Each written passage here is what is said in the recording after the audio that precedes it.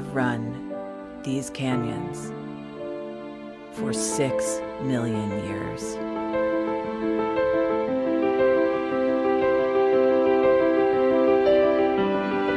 I have traveled from the Rocky Mountains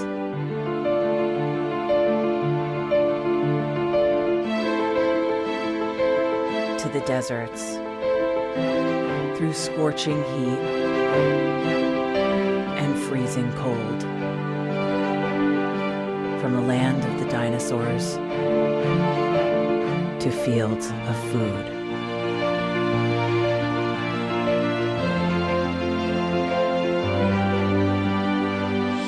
I lend my hand to 7 states, 2 countries, 9 national parks, and 36 million people across an arid West. I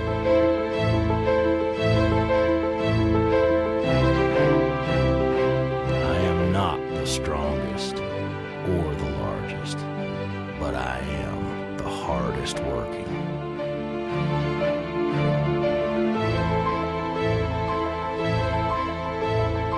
People love me.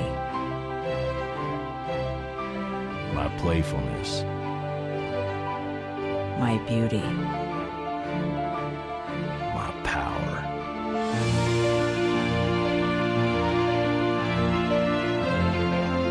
My life.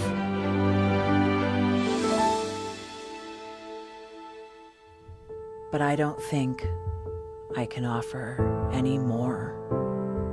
I am tired. I am tired, tapped, and tied. Of the hundreds of major rivers in the world, I am one of the few who no longer kisses the sea. Battles to harness my soul have been won and lost. Use me wisely, and I will sustain you. Use me like you have, and I will break. My name is Red. The Grand River Red. The American Nile. The Canyon Maker. I am the Colorado River. And I am the most endangered river in America.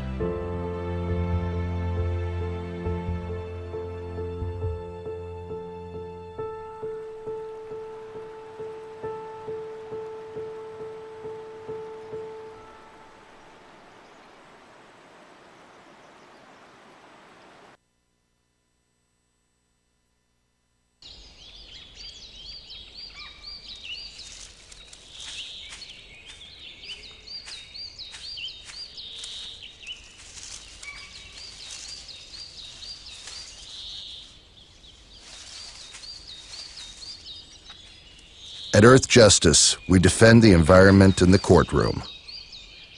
Join our fight. When you take a seat, you take a stand. Earth Justice, because the Earth needs a good lawyer. Tune in to Gay USA with hosts Ann Northrup and Andy Hum for in-depth coverage of lesbian, gay, bisexual, and transgender news. Watch Gay USA every week, only on Free Speech TV.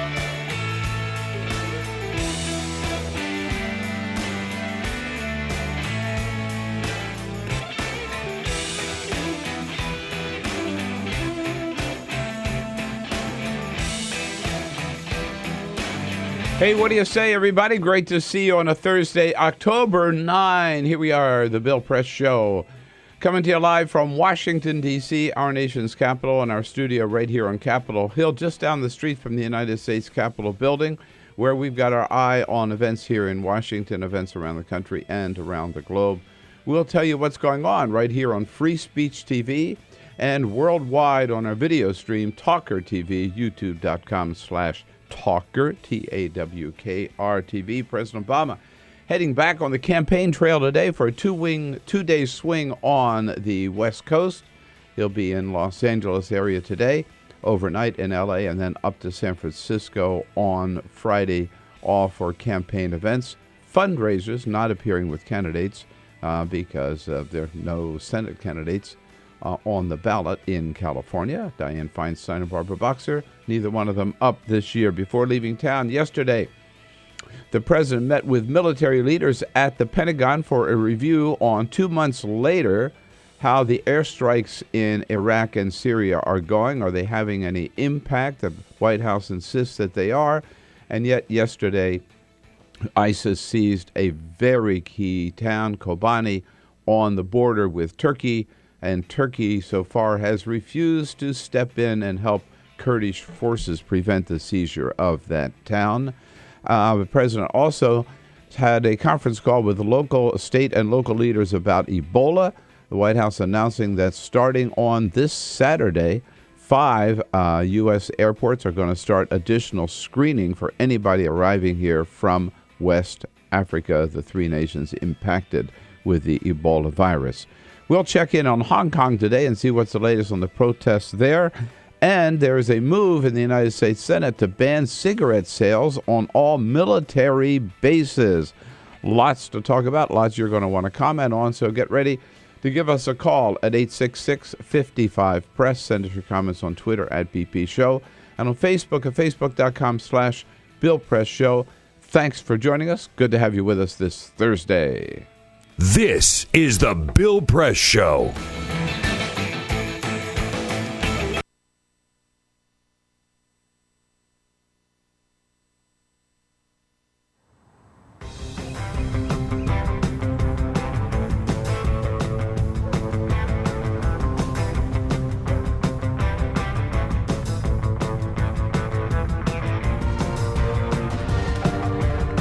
You know, sometimes when I'm walking down the street, I'm not necessarily looking out and seeing all these water-wasting lawns and people that aren't as connected to their neighbors and their lives as they could be. I'm walking down the street looking, going, edible oases, rainwater, fed landscape, and just looking at the possibility of these sort of landscapes up and down the streets of neighborhoods and communities all across this world.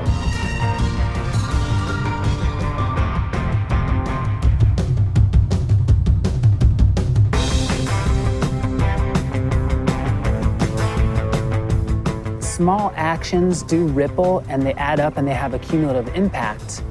And so when you're building upon your small mindful actions, you know, you have the confidence and the ability to take on something a little bit greater. So that could be nice.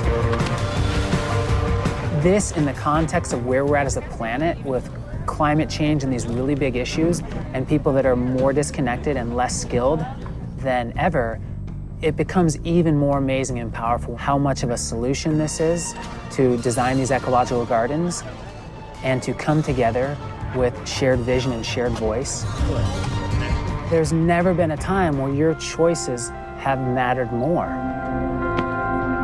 Doing something as simple as us transforming a landscape creates a model that anybody can look at far and wide, and you're sharing food and connecting and building skills together in your own neighborhood. It's a richer way to live in normal times, but in the new normal of climate change and erratic weather and economic upheaval, it becomes essential. Whether it's me, you, Gandhi, Che, MLK, Willy Wonka, whoever, past, present, or future, the power of our daily actions is all that we have. You know, and like our community said, give me a place to stand and a lever long enough and I'll move the world. And that's what those simple actions do. They move the world every day.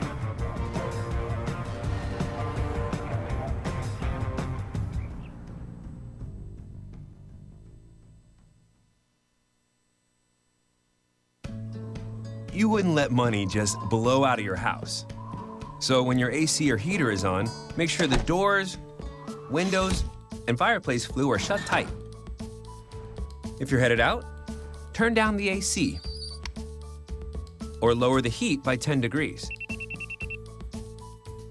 And always keep your water heater set at 120. A little bit of common sense goes a long way. Get more great tips at energysaver.gov.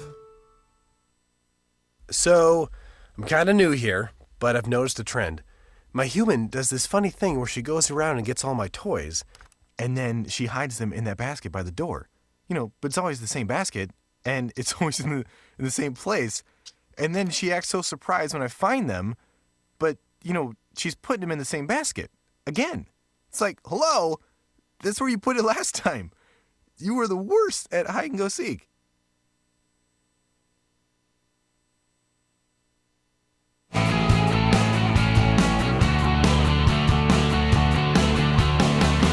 Broadcasting around the nation, on your radio, on your TV, and online. This is The Bill Press Show. Additional screening for Ebola announced at 5 U.S. airports starting on Saturday. Getting serious, folks. Hey, hello, everybody. Thursday, October 9. Here we go. Another edition, 3 more hours of The Bill Press Show this Thursday, coming to you live on your local progressive talk radio station from our nation's capital here in Washington, D.C., and our studio on Capitol Hill. Booming out to you live also on Free Speech TV, worldwide on our video stream, TawkrTV, TawkrTV.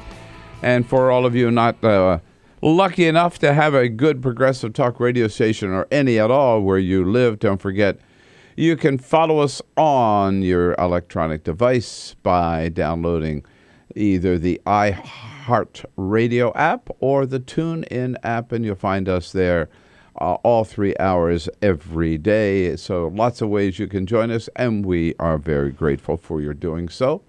On this Thursday, with a lot going on, President Obama hitting the road again today, raising money for Democratic candidates, going out to the big ATM machine on the West Coast, California, today in Los Angeles, tomorrow in San Francisco.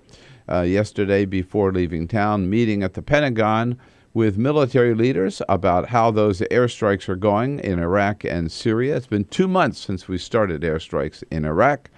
And he also had a big conference call with state and local leaders about the additional steps that are being taken to prevent the spread of Ebola to the United States, and what steps local authorities and state authorities should be taking as well.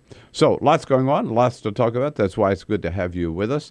Don't forget, we'll tell you what's going on. You tell us what it all means to you. And you can do so by giving us a call at 866-55-PRESS.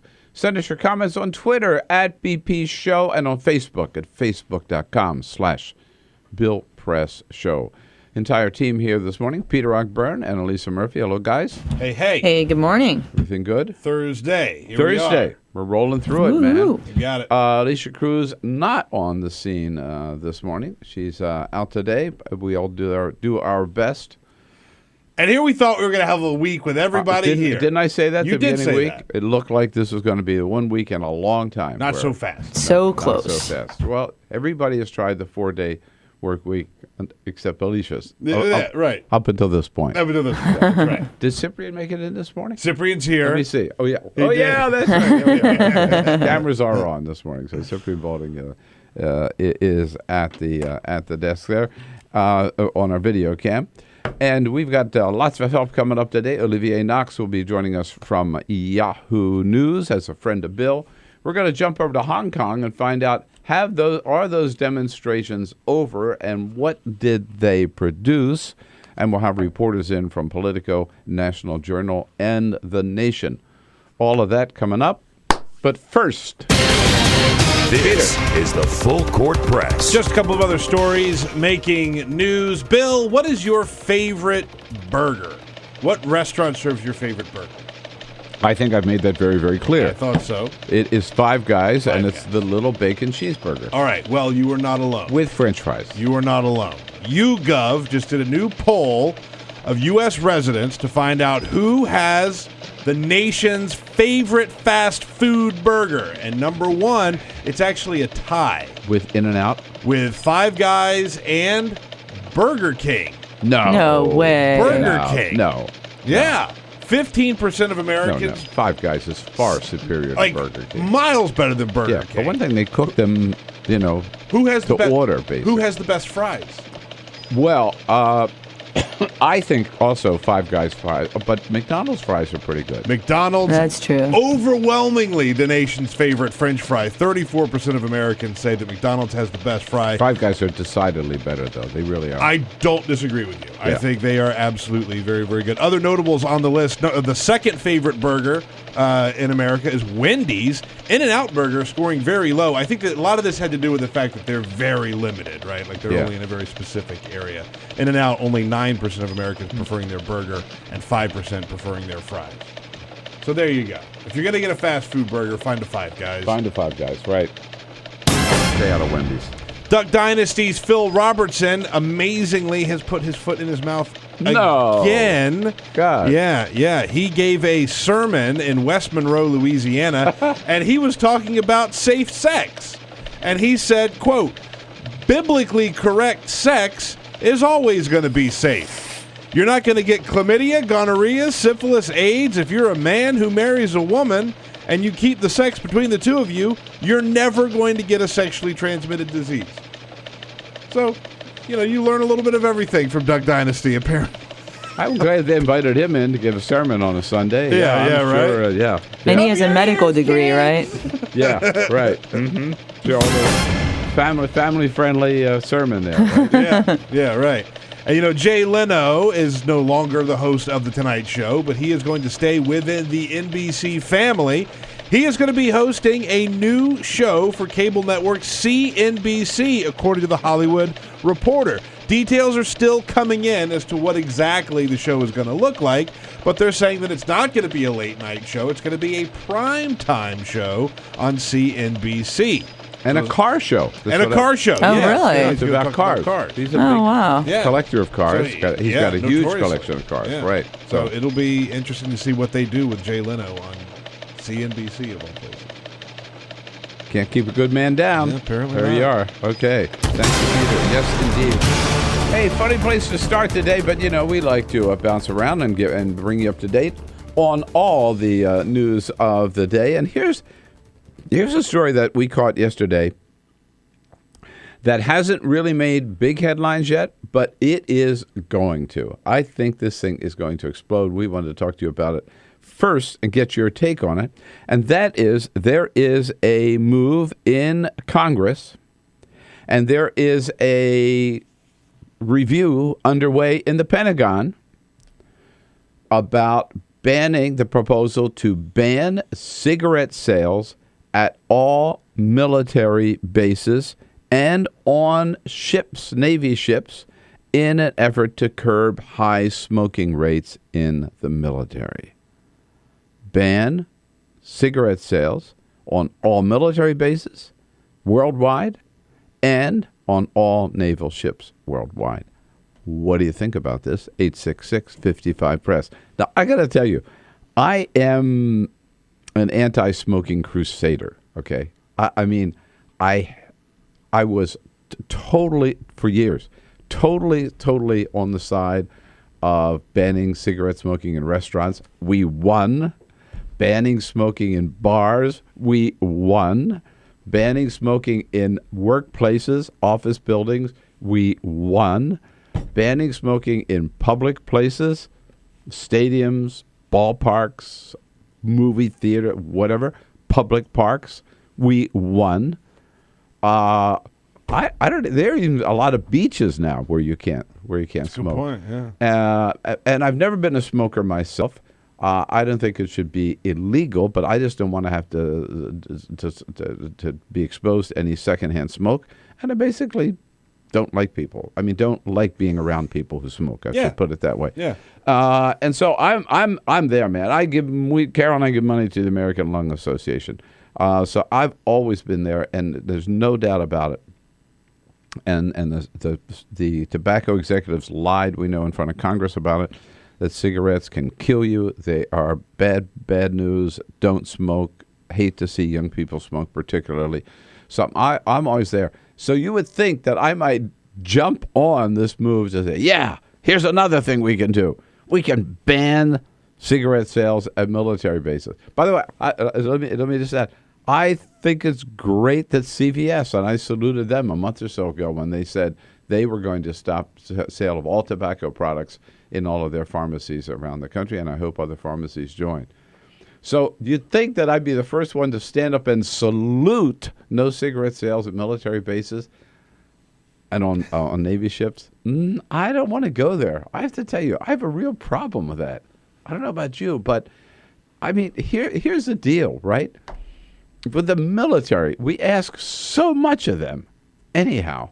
I mean, it's all volunteer, remember. These are young people, men and women, 18, 19, 20, whatever. They can't even buy a drink. They put on the uniform. We send them over to Iraq and Afghanistan. They're out there on the front lines. It's just 18 years up on some mountaintop in Afghanistan, and they're under fire and bullets whizzing by, and they watch friends of theirs get killed in action and everything. And I'm going to say, you can't smoke. Jesus. No, who am I to say in that stressful situation, in combat of all places, right, that they can have a cigarette? Now, this doesn't say you can't smoke in the military, but it does say we're going to make it harder and harder for you. We're going to make it impossible for you, in many cases, to get a hold of cigarettes. And I'm not ready to stand up and make that demand. I think this is a case of I know Michael Bloomberg is going to love this, but I think this is a case of the nanny state going too far. 866-55-PRESS, 866-55-77377. What do you think about this? The senators who are supporting this are all good people. They include Senator Dick Durbin, Senator Jack Reed. They're both good friends of the program. Senator Reed graduated from West Point. They're the two leading sponsors of it in the Senate, and in the Pentagon. Defense Secretary Chuck Hagel is not saying he supports this, but he has ordered a Pentagon-wide review, all services across the board, international, as to whether or not this is a good policy and whether or not the Pentagon should adopt it, even without out Congress. I don't know. It just seems to me that there's certain but we still encourage people in the military not to smoke. Make sure every pack of cigarettes, of course, has to have all the same warnings on it. Make sure as part of their training that they're told, we expect you to stay young. I mean, stay healthy, stay in good shape, and smoking is not helpful for that. And you really shouldn't smoke for your own good and to go to your kids and your grandkids and all that kind of stuff. But to ban cigarette sales at military base, I think goes too far. It's funny because I'm still so shocked at how many people. All right, I'll put it this way. I'm shocked when I see someone who still smokes. Yeah. But I've noticed that the majority of the people that I see smoking are people who live in pretty high stress situations, right?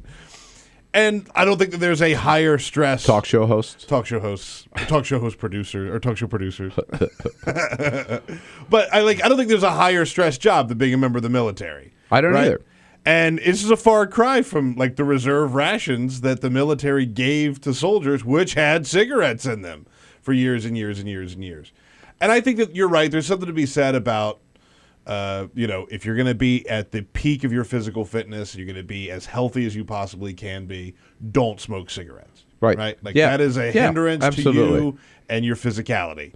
However, if you're going to be out in the field and you have bullets whizzing past you and you are in combat and in war, and at the end of the day, you want to have a cigarette, I'm good with that. I'm good with that, too. And, there's a difference. For example, there are other high-stress jobs. Firefighters, high-stress job. Police officers, high-stress job. They can get their cigarettes anywhere. Right. I mean, they can go to Target or I don't know wherever station. gets their cigarettes. They're out there. But with the military, it's very limited. The military, I mean, in this country, sure you can go anywhere. But if you're overseas, you're on combat duty. You're in Iraq or Afghanistan. You know, you're basically limited to the commissary on your base or on your outpost, and so to deny that access, I just think goes too far. With the best of intentions, I'm sure this legislation, the best of intentions, and all the right people are supporting it. I just think again, this is taking the nanny state one step too far. This movement is underway. Maybe we want to kill it before it gets off the ground. What do you say? Right or wrong on this issue? 866-55-PRESS. Let's talk about it this Thursday here on the Bill Press Show. This is the Bill Press Show.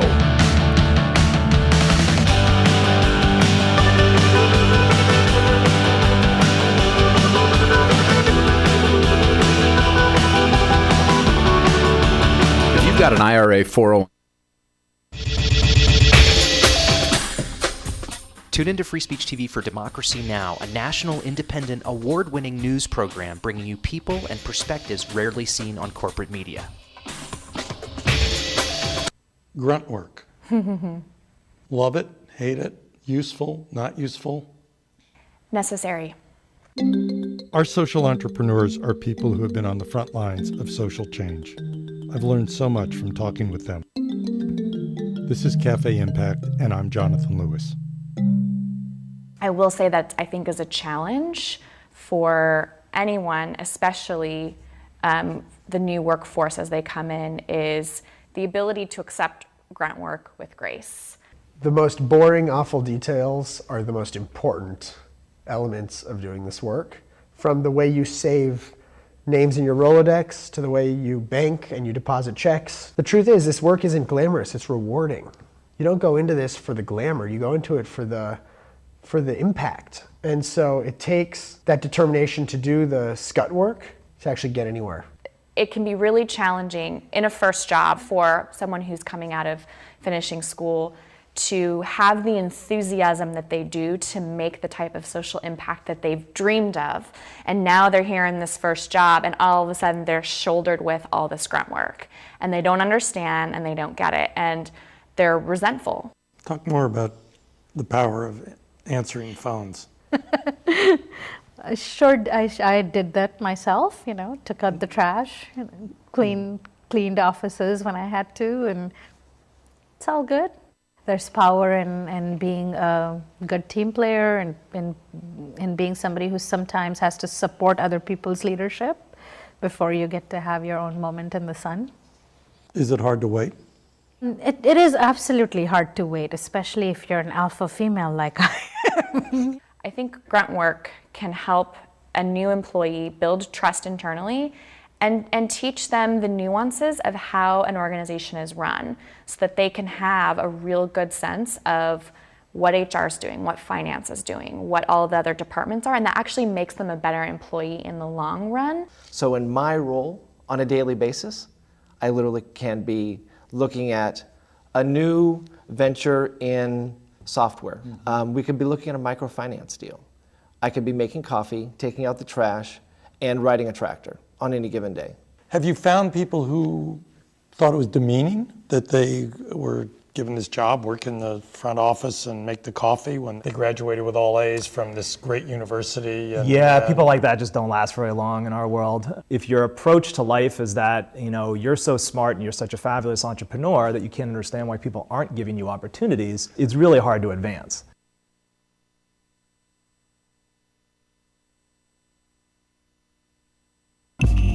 Tune in to Gay USA with hosts Ann Northrup and Andy Hum for in-depth coverage of lesbian, gay, bisexual, and transgender news. Watch Gay USA every week, only on Free Speech TV.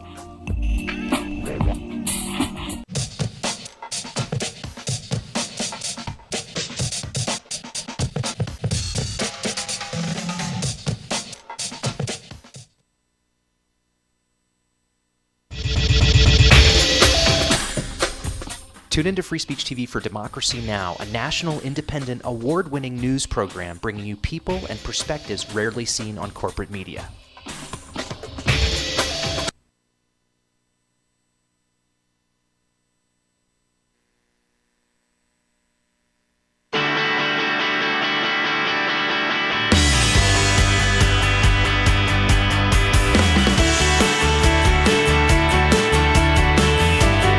Seen on Free Speech TV and online on TawkrTV. This is the Bill Press Show. 25 minutes after the hour, so a new battle brewing in the military, in the Congress and in the Defense Department to ban selling tobacco products, cigarettes, cigars, and chewing tobacco on all military bases and ships throughout the world. By the way, I forgot to mention, this idea was actually first proposed by Navy Secretary Ray Mabus, and then it was picked up. There's a Pentagon review that's been ordered by Secretary of Defense Chuck Hagel and Senators Dick Durbin and Jack Reed. Democrats from Illinois and Rhode Island have introduced this legislation in the United States Senate. Colonel Terry is out in Santa Cruz, California, one of my favorite places on the planet. Hello, Colonel. Good morning. Yeah, good morning, Bill. I got up to get something from the refrigerator and kicked you on early, whatever AM it is out here, dark 30. And speaking of dark 30 things, deployed military people, yes, you can be under stress, and the least fun you'll ever have in life is being shot at. However, if you got to relax and come down from the tension, get a stick of chewing gum. Really? Yeah. Really, that's just as good as a cigarette and far less toxic to yourself and those you're sharing a ship or an airplane or bunks with or wherever. Well, I would agree with that, but you don't think it's just too much to say, no, we're not going to even allow you to buy cigarettes on the base? It's first of all, it doesn't serve any useful purpose. It's hurtful medically long term. Yes. The number of people who are veterans, I mean, by the hundreds of thousands who've got emphysema, we're treating in VA hospitals from World War II to last week coming off active duty. That's a bad situation. In addition, if it wasn't so hurtful, I'm sorry, it's toxic, poison, and addictive. And there's no reason why the military PXs and the exchange and the ship stores should make it more easily available for people to use and become addicted to. Yeah, well, I hear you loud and clear. I certainly prefer chew gum. I've never been a smoker, but I certainly prefer to see somebody chewing gum than smoking a cigarette. I'm feeling the guilt that I don't want to force that on members of the military who already sacrificed so much. Judy in Hot Springs, Arkansas. Hi, Judy. Hi.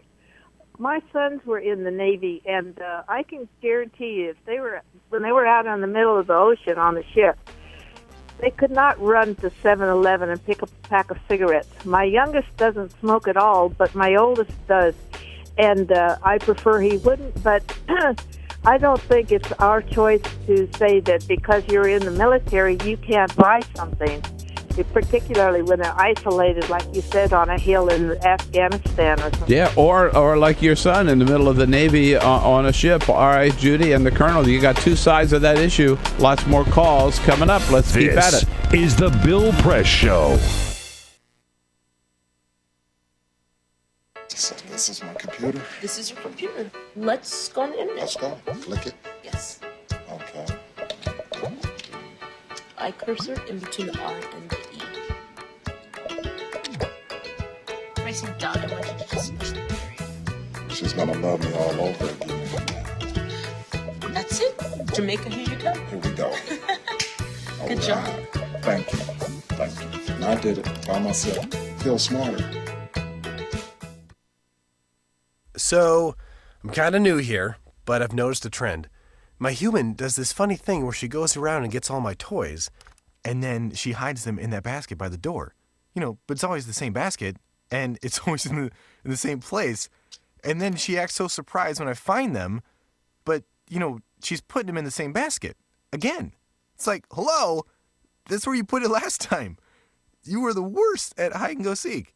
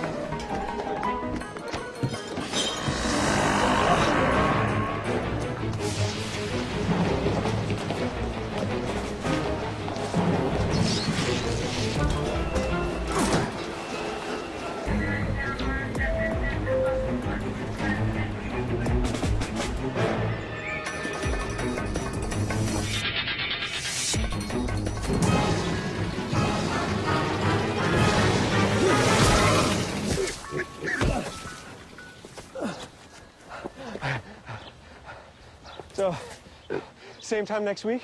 Well, of course. Put away a few bucks, feel like $1 million. For free tips to help you save, go to Feed the Pig.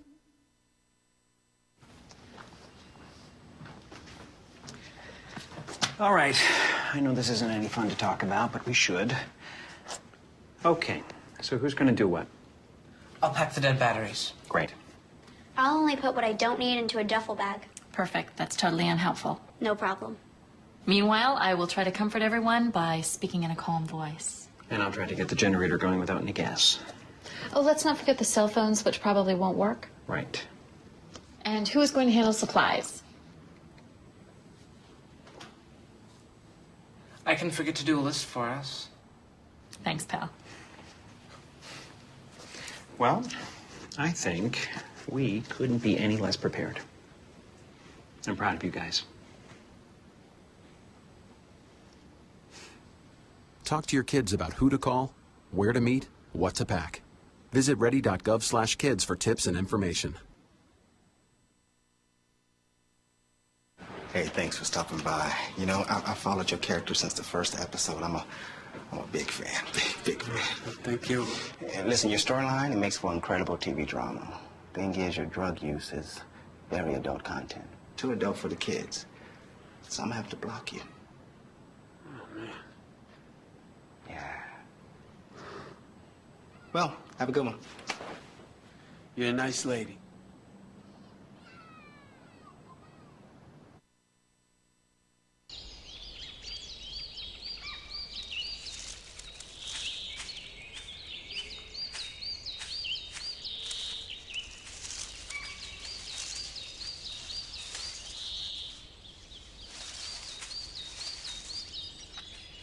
At Earth Justice, we defend the environment in the courtroom. Join our fight. When you take a seat, you take a stand. Earth Justice, because the Earth needs a good lawyer.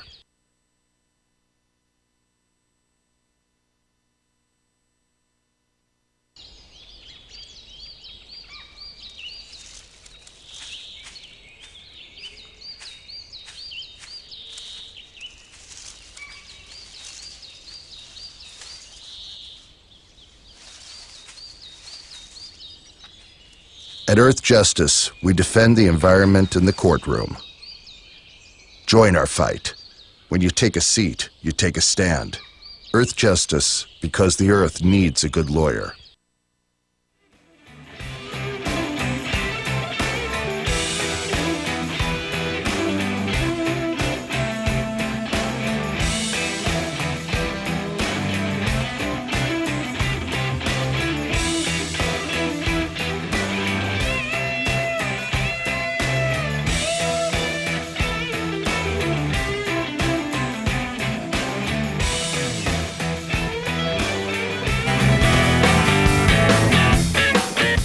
All right, here we go. 34 minutes after the hour. Smoking is bad for you. And certainly everybody ought to give it up, including members of the military. But should we go so far as to ban cigarette sales of all tobacco products, cigarettes, cigars, chewing tobacco, at all military bases and on Navy ships? That's what Secretary of the Navy Ray Mabus has proposed. It is now also in front of the United States Senate in legislation offered by Dick Durbin and Jack Reed, and it is part of a Pentagon-wide review ordered by Secretary of Defense Chuck Hagel. Not everybody is jumping up and down in support of this proposal. Duncan Hunter, who is head of the I think he's still head of the Armed Services Committee in the House. He's a former Marine who served in Iraq and Afghanistan. He is very much opposed to this, telling Politico, quote, "Why pick out the folks who choose of their own accord to fight for their country and serve their country and punish them? Leave us the hell alone. We're out here fighting for your freedom, and you're taking away our freedom." Does this go too far? I think it does. First one to stand up and encourage, want to ban smoking anywhere any public place. First one to stand up and encourage people not to smoke, but it's definitely not good for you. But to ban cigarette sales, particularly and exclusively for our members of the military. Nanny state gone too far for me. Bill is in Conway, Georgia. What do you think, Bill? I think Durbin's got a problem. I think he puts a tick in politics. We need to get his C40 city treated his butt out of office. He tries to run everybody's business. Well, it's not just Dick Durbin. There are going to be other people. I don't want to make personal against Durbin. What do you think? I mean, do you think this is a bad idea? I think it's a bad idea, and I think Durbin's a bad idea. All right. Now, Dick Durbin's a great United States Senator. I just disagree with him on this one particular issue. And I understand where he's coming from. I mean, smoking is bad for you. We ought to do everything we can to discourage young people from smoking. And I hate to see members of the military, these young 18, 19, 20-year-olds, pick up the habit, especially. But, again, as long as they're volunteering, put on the uniform, go over there, put their lives on the line defending us, I don't want to make it any harder for them. They're under fire and they want to light up and smoke a cigarette. I'm not the one to stand up and say, no. You stand there, put your life on the line. Yeah, maybe even give your life for this country, but you can't smoke a cigarette. Ooh, no, I don't think so. Cynthia in Olympia, Washington. Hi, Cynthia. Hello. Hello. What's up? Well, I wanted to tell you my story. My father was in World War II, and he was going, he was at the end of the Pacific Theater. Okay. And he went on different ships. Speed it up here, Cynthia. Okay. He went on different ships to Okinawa, and on one of those ships, he was on deck with one of his friends, and he went down to get another pack of cigarettes, and a kamikaze pilot hit the deck. Yeah. And I would not be here because of that. You would not be here if your father had not gone for a pack of cigarettes. Right. Yeah. So, And he died of emphysema. He did, because he smoked up until the last 2 weeks of his life. But I don't think that would be a good thing to take that away from a lot of people in combat, because it's a very stressful thing. Yeah. No, that's where I'm coming from too. I mean, you might say, it saved your life's dad, but then the cigarettes got him in the end. But it's that time that they're in the military, the time that they're in that stressful situation, the time they're in the combat zone, where I think I don't want to make it any more difficult for them than it already is. Up in thanks, Cynthia, for the call, South Jamaica, Queens. Larry, welcome to the program. Hey, Larry. Hey, how you doing, bro? All right. What do you think? I was mulling it over. I had ironically enough, it's funny, the lady right before me, I said, oh, don't tell me she's going to steal my fire. But it didn't work out that way. I'll be 52 my next birthday in February, and my father was a Tuskegee Airman. And when he came back, once the war was over, by the time I was 6 years old, he was no longer with us. He smoked 3 packs of cigarettes a day. Right. And it's funny because, Big Tobacco had a settlement, but it seems like those settlements, if they do trickle down at all to John Q. Public, it's not much of anything. Same thing with the foreclosures. They settle for 8 cents on the dollar. And I really did feel that we live in an information age, and it's unfortunate that I'd say probably 95% of the John Q. Public here in the States, they just want to be entertained. Me, I'd rather be informed so that I know about people like yourself and Tom Hartman and Free Speech TV. But I digress. I think that... lost you, Larry, there. I appreciate your call very much. And yeah, I mean, look, I'm not encouraging people to smoke at all. I know the dangers. I have members of my family and many friends die of lung cancer as well. And I back any effort to get the information out there, and again, to make it ban smoking in public places. And neither my kids smoke. I've never smoked. Carol doesn't smoke. But I just feel, who am I to stand up and make it? We're talking about members of the military, and we're talking about banning cigarette sales, making it more difficult for them to buy cigarettes, only for them, single them out, right? And say, we are going to make it, you who have volunteered to serve this country, we're going to make it more difficult for you only to buy cigarettes. I don't think it's fair. In this case, I'm willing to say I'll make an exception. I'll encourage them not to smoke, make an exception, at least let them buy cigarettes. Doris in Columbus, Ohio. Hi, Doris. Hi. Yes, what do you think? A really difficult issue with this. I'm a trained historian, and I've seen multiple pictures soldiers smoking cigarettes, and it's the only way they survived. Yeah. I mean, it gives them, I don't know what, some comfort, some distraction, some way to get through a really, really tough situation. I can understand that. I salute them for what they're doing. And I just don't want to make I don't want to make their lives any more difficult than they are. I can't imagine being at a remote outpost, again, all by yourself up there with bullets whizzing by, and because the nanny state has made it more difficult, you can't even have a cigarette. Sure, I'd rather they chew gum, but, they want to smoke a cigarette. It's their choice.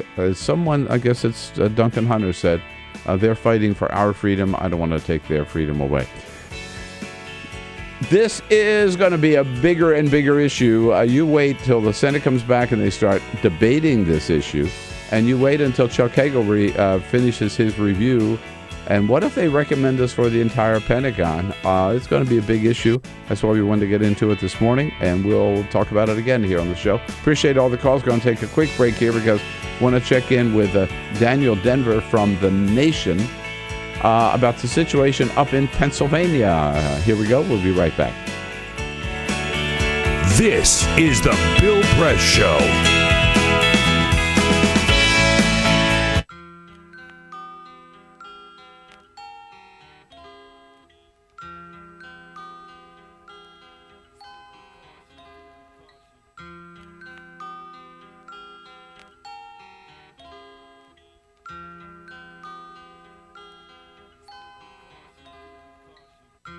Just this month, my bill was like $138. Even at one phone call a week cost me $40 to $50 every month. I am living on a fixed income of SSI, so this is really a great hardship. Families are being punished. When they incarcerate their children, they incarcerate the whole family.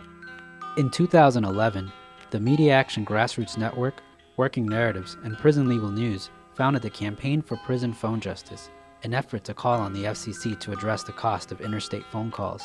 The campaign mobilized prisoners to send hundreds of letters. Advocates and families filled out postcards, met with elected officials, and signed petitions.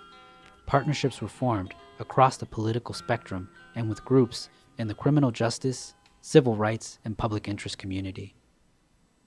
The film distribution company Participant Media and director Ava DuVernay joined the fight through a social action campaign tied to the release of the feature film Middle of Nowhere. In an effort to push the FCC to act, the campaign hosted a historic rally outside of the Federal Communications Commission where for the first time, families of prisoners, elected officials, civil rights and faith leaders came together to call for an end to predatory phone rates.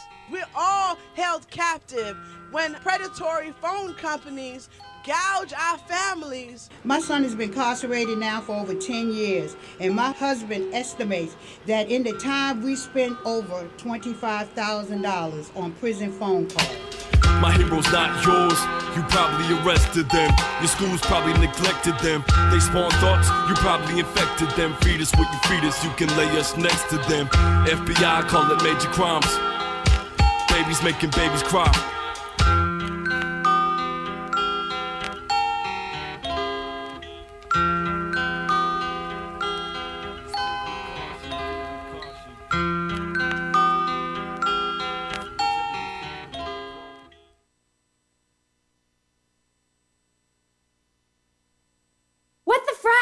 What the frack? What the frack? What the frack? President Obama, are you fracking kidding me? Reopen the EPA studies. In Texas, Wyoming, and Pennsylvania. Fracking pollutes our oceans. Fracking poisons our water. Fracking makes climate change worse. Fracking relies on toxic chemicals that cause cancer. Ban fracking now. Ban fracking now. Go on.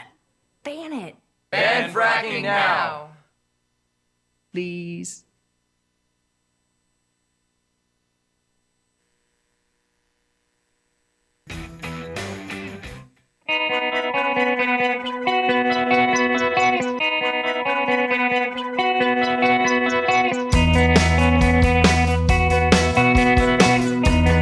Connect with The Bill Press Show on Twitter. Follow us at BP Show and tweet using the hashtag WatchingBP. This is The Bill Press Show. Okay, 13 minutes before the top of the hour here on Thursday, October 9. Interestingly, that there's not been a lot of talk about education here in Washington, D.C. in the Congress, and yet education has emerged as a big issue in several governor's races and Senate races around the country, perhaps nowhere more than in Pennsylvania, with the Governor Tom Corbett seeking re-election, and also a big issue out in Kansas as well. Talking about the Pennsylvania situation, we're joined by Daniel Denvir, who is a contributor to the Nation magazine, nation.com, also writes for the Philadelphia City paper. Hey, Daniel, good to have you with us this morning. Hey, thanks for having me. All right, so what's the beef about Tom Corbett and education? Well, Governor Corbett took office after being elected on the 2010 Tea Party wave, did what a lot of people elected that year did, and signed a no new taxes pledge with Grover Norquist. Oh, yeah, of course. Took office at a difficult time, but had his revenue-raising hand tied behind his back, refused to calls to impose a severance tax on natural gas drilling in the state, for example, and cut about $860 million from K through 12 public education, amongst other social service programs, but education took the biggest hit. And that sent districts across the state, but particularly Philadelphia, the state's largest district, which educates a disproportionate share of the state's poor and non-white students, into total crisis. And did he replace this $860 million, or propose replacing it with anything else, or just cut it from the school system? No, his budget address that year was pretty remarkable. He said pretty straightforwardly that education is not going to be the only industry exempt from the cutbacks in the recession or something of the sort, which I think gives a sense not only into his political philosophy but also into his general tone deafness. Politics aside, he's been seen by people across the political spectrum as a pretty poor and ineffective political communicator. And what is the impact in the schools of this? Have they had to close schools, or larger class size, or fire teachers, or how have they dealt with it? Yeah, we've closed about 30 schools, I believe, since Tom Corbett took office. We've lost about 6,000, I believe, staff members, many of them teachers. It's been pretty devastating. It's led to larger class sizes, even worse music and arts offerings. Last year, the school year began with one counselor I think for 3,000 students, 2 or 3,000 students it was. I mean, it's just totally, farcical and sad. Nurses absent, working only every other day at a given school. It's been, critical assistant principals and other support staff laid off. It's been really horrible. So, I mean, in Philadelphia, it's been underfunded for decades. But the recent cuts imposed by Corbett, alongside the unrestrained growth in charter schools, which now educate about a third of city students, have really exacerbated all of those prior problems, which go back decades. And has Corbett been able to get? I guess I'm thinking about the legislature. Has there been any pushback from the legislature, or did they just go along with Corbett on this stuff? Well, they were happy to. They're a Republican legislature, so they're happy to impose education cuts along with Corbett. Unfortunately for Corbett, they're so fractious, and he's such a poor. He's so ineffective at the art of politics that he hasn't gotten them to do a lot of other stuff that he wanted. That might have, the education budget cuts really infuriated a lot of people across the Commonwealth. They didn't exactly energize the right wing, though, and a lot of his other priorities energized the right wing, including cutting or reforming, depending on your perspective, employee pensions and privatizing the state liquor store. Those things he has failed to pass, even though he's had a solidly Republican legislature for his entire term. So how are the education cuts impacting the governor's race? It has become an issue that people are talking about. Well, polls show that for quite a long time now, it's been the number one issue, which I think is remarkable and really makes the Pennsylvania gubernatorial race a real referendum on this sort of Tea Party era austerity and what people actually think about it. When I think it can be a little more popular on the campaign trail when people are talking about, we'll cut your taxes and government's too big. And then this is what happens when the rubber hits the road, and what cutting big government means is cutting nearly $1 billion from education. Those hit people's school districts, those in their children's schools, and their local property taxes, which go up to compensate for the state cuts. When people see that happen, I think they think the sort of theory of Tea Party austerity doesn't looks a lot better than the practice. And so he's running considerably behind his Democratic opponent, Tom Wolf, who to my mind hasn't run the most interesting or exciting campaign, but he's certainly prepared to pick up a very large number of anti-Corbett votes. Right, got it. All right, Daniel Denvir, good to, by the way, we've seen a similar situation out in Kansas, as I mentioned, with Governor Sam Brownback, also in serious trouble as well. Daniel, good to have you with us. Thanks so much for joining us. And, of course, you can follow Daniel and all the other good friends at The Nation at thenation.com. We'll be right back. This is the Bill Press Show. What gets you into college? Good SAT scores? High GPA? Lots of extracurriculars? Sure, but what you really need is money. If you don't have the cash, you'll need a loan. And we mean huge student loans because the cost of college has risen 1,000% in the last 30 years. This means big money for the banks that collect fees and interest. Now, millions of young people are starting their adult lives with an average of $29,000 of loans on their backs. Altogether, we're talking $1.2 trillion in student debt. And more people are finding it impossible to pay them back. Welcome to the student debt crisis. The increasing demand for higher education and cuts to state funding gave colleges a huge incentive to keep inflating prices. I graduated about a year ago, currently in $35,000 of debt. I am in debt about like $25,000. I owe $23,000. I owe over $50,000 in student loans. 38.8 million Americans owe money on a student loan. and the biggest names in banking are making huge profits off the booming student loan industry. Sallie Mae, the largest provider of private student loans, made $949 million last year.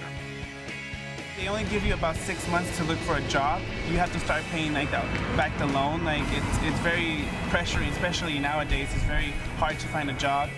Over half of the students graduating in 2012 could not find a decent paying job.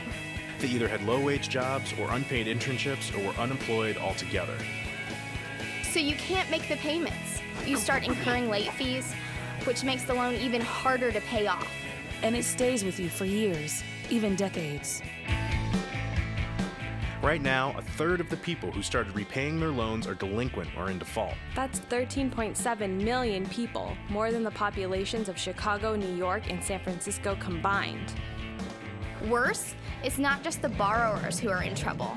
Many loans require co-signers. So if the student is unable to pay, that co-signer, a father, a mother, or a grandparent, is now on the hook. Even a grandparent's Social Security benefits can be garnished to pay the loan. We should have an answer to this.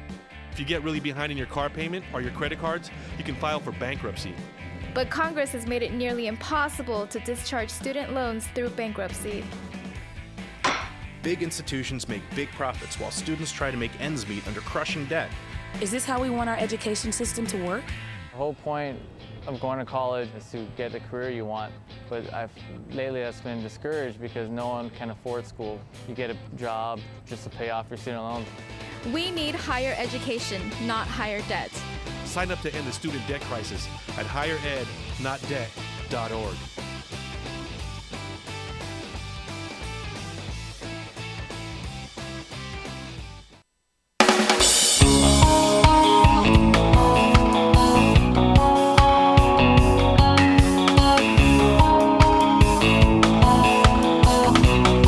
This is the Bill Press Show. Hong Kong and Ebola in the next hour. Congratulations, Bill, to Craig Robinson. Congratulations. He is the former head coach at Oregon State University and Brown University. And Michelle Obama's brother. He is also Michelle Obama's brother. He's just been hired by ESPN. He is going to be calling games on ESPNU, and he's going to be a men's college basketball analyst. So there's more money in that than there is in coaching. You know, the backstory is he's only holding that slot till Barack Obama's out of the White House. It's a heck of a retirement plan for the president. Oh, you know, he's got an ESPN career coming up, if too, he wants I think. it, he can have it. You bet. All right, we'll be right back. This is the Bill Press Show.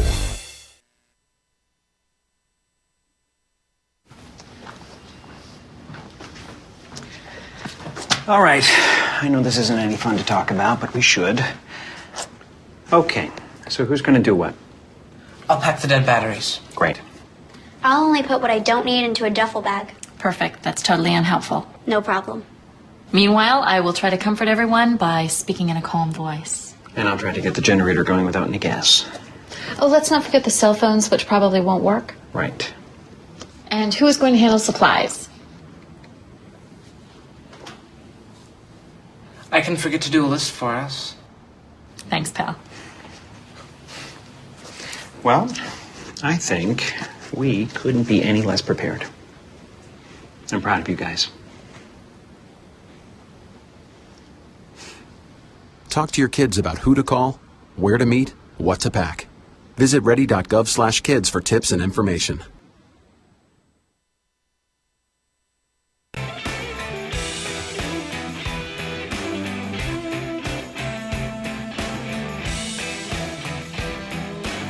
Hey, what do you say, everybody? Great to see you on a Thursday, October 9. Here we are, the Bill Press Show, coming to you live from Washington, D.C., our nation's capital, and our studio right here on Capitol Hill, just down the street from the United States Capitol building, where we've got our eye on events here in Washington, events around the country and around the globe. We'll tell you what's going on right here on Free Speech TV and worldwide on our video stream, TawkrTV, youtube.com/TawkR, Tawkr TV. President Obama heading back on the campaign trail today for a two-day swing on the West Coast. He'll be in Los Angeles area today, overnight in LA, and then up to San Francisco on Friday all for campaign events, fundraisers, not appearing with candidates because there are no Senate candidates on the ballot in California. Dianne Feinstein and Barbara Boxer, neither one of them up this year. Before leaving town yesterday, the president met with military leaders at the Pentagon for a review on 2 months later how the airstrikes in Iraq and Syria are going. Are they having any impact? The White House insists that they are. And yet yesterday, ISIS seized a very key town, Kobani, on the border with Turkey. And Turkey so far has refused to step in and help Kurdish forces prevent the seizure of that town. The president also had a conference call with the local, state, and local leaders about Ebola. The White House announcing that starting on this Saturday, 5 U.S. airports are going to start additional screening for anybody arriving here from West Africa, the 3 nations impacted with the Ebola virus. We'll check in on Hong Kong today and see what's the latest on the protests there. And there is a move in the United States Senate to ban cigarette sales on all military bases. Lots to talk about, lots you're going to want to comment on, so get ready to give us a call at 866-55-PRESS. Send us your comments on Twitter at BP Show and on Facebook at facebook.com/Bill Press Show. Thanks for joining us. Good to have you with us this Thursday. This is the Bill Press Show.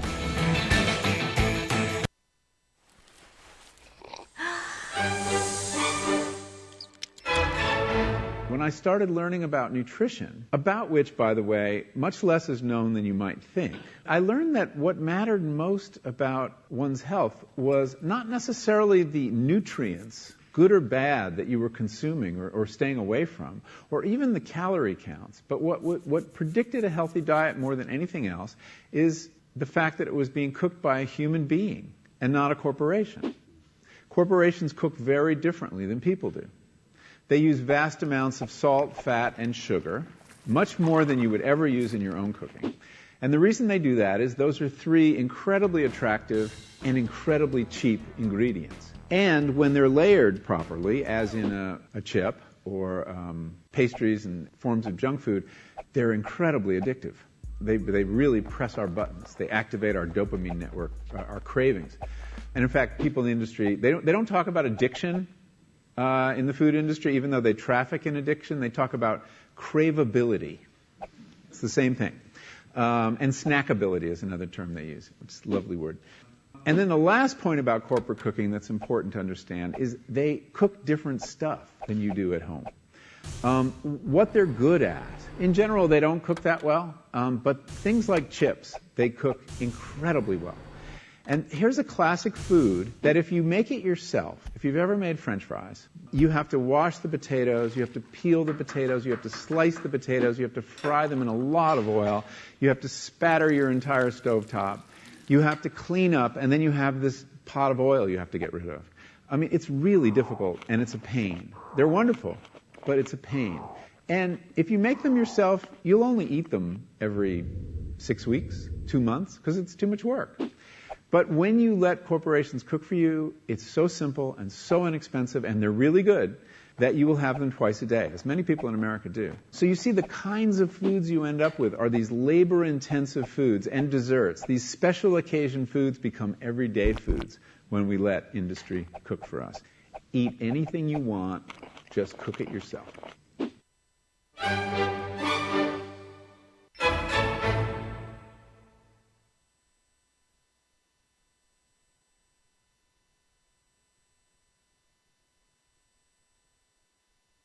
What the frack? What the frack? What the frack? What the frack? President Obama, are you fracking kidding me? Reopen the EPA studies. In Texas, Wyoming, and Pennsylvania. Fracking pollutes our oceans. Fracking poisons our water. Fracking makes climate change worse. Fracking relies on toxic chemicals that cause cancer. Ban fracking now. Ban fracking now. Go on.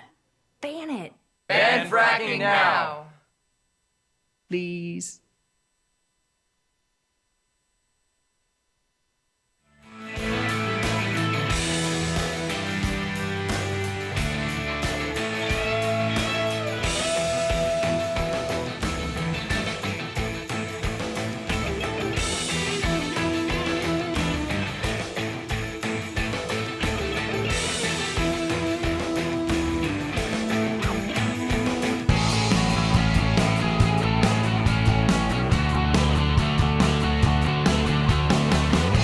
broadcasting around the nation, on your radio, on your TV, and online.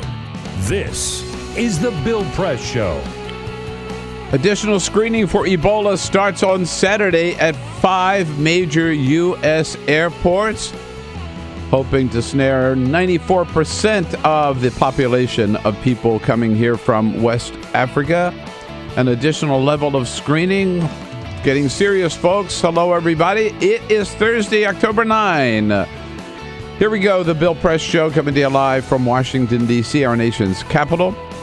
Bringing you up to date on the news, such as it is here from Washington. Not a lot of news with the Congress out of town and the president heading out of town again today on another campaign swing to the West Coast. We'll tell you what's going on here around the country and around the globe. And, of course, open up the phones to your calls at 866-55-PRESS. Lots to talk about, particularly on the Ebola front and on the ISIS front. The president talking yesterday to state and local leaders about what they should be prepared to do in case there are any cases of additional cases of Ebola here in this country. And also the president going over to the Pentagon to meet with military leaders. It's 2 months now since we started bombing ISIS targets in Iraq, a couple of weeks since we started bombing them in Syria, and the president wanting to know how they're working and what else we should be doing. Again, we'll bring you up to date on all of that. Look forward to taking your calls at 866-55-PRESS, your comments on Twitter at BP Show, and on Facebook at facebook.com/BillPressShow. Our team's here this morning, Peter Ogburn and Elisa Murphy. Bill, happy Thursday. Our Good team morning. is almost all here this morning. Alicia Cruz had to take the day off, and Cyprian Bolding, though, is here. So 3 out of 4, I guess. Or Not so if you bad. count me, 4 out of 5. Of course we count you. In fact, you should count like twice. Thank you. It'll be reflected in your next paycheck. Thank you. Right.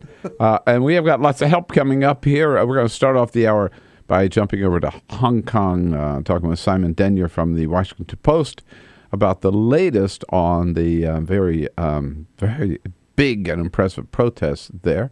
Are they over or not?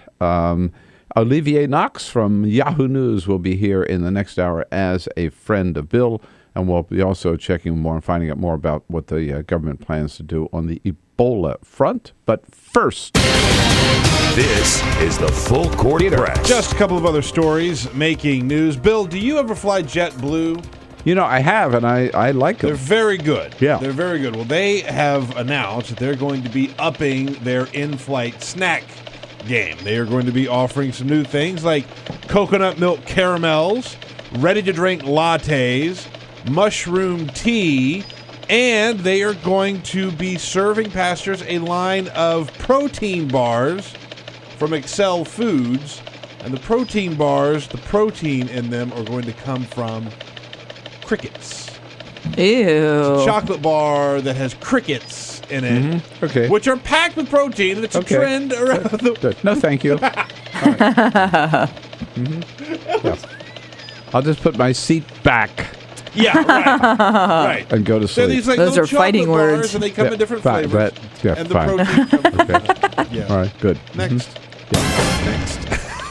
You know, I mentioned a while back there were reports, there were rumors that Ghostbusters 3 was going to be made. It was going to be made with all women. Well, that rumor has been confirmed. They have signed on a director, Paul Feig. They have signed on a writer, Katie Dippold. And they said, we are making Ghostbusters 3 with an all-female cast. In fact, Paul Feig tweeted out yesterday, said, it's official. I'm making new Ghostbusters. I'm writing it with Katie Dippold. And yes, it will star all hilarious women. That's who I'm going to call.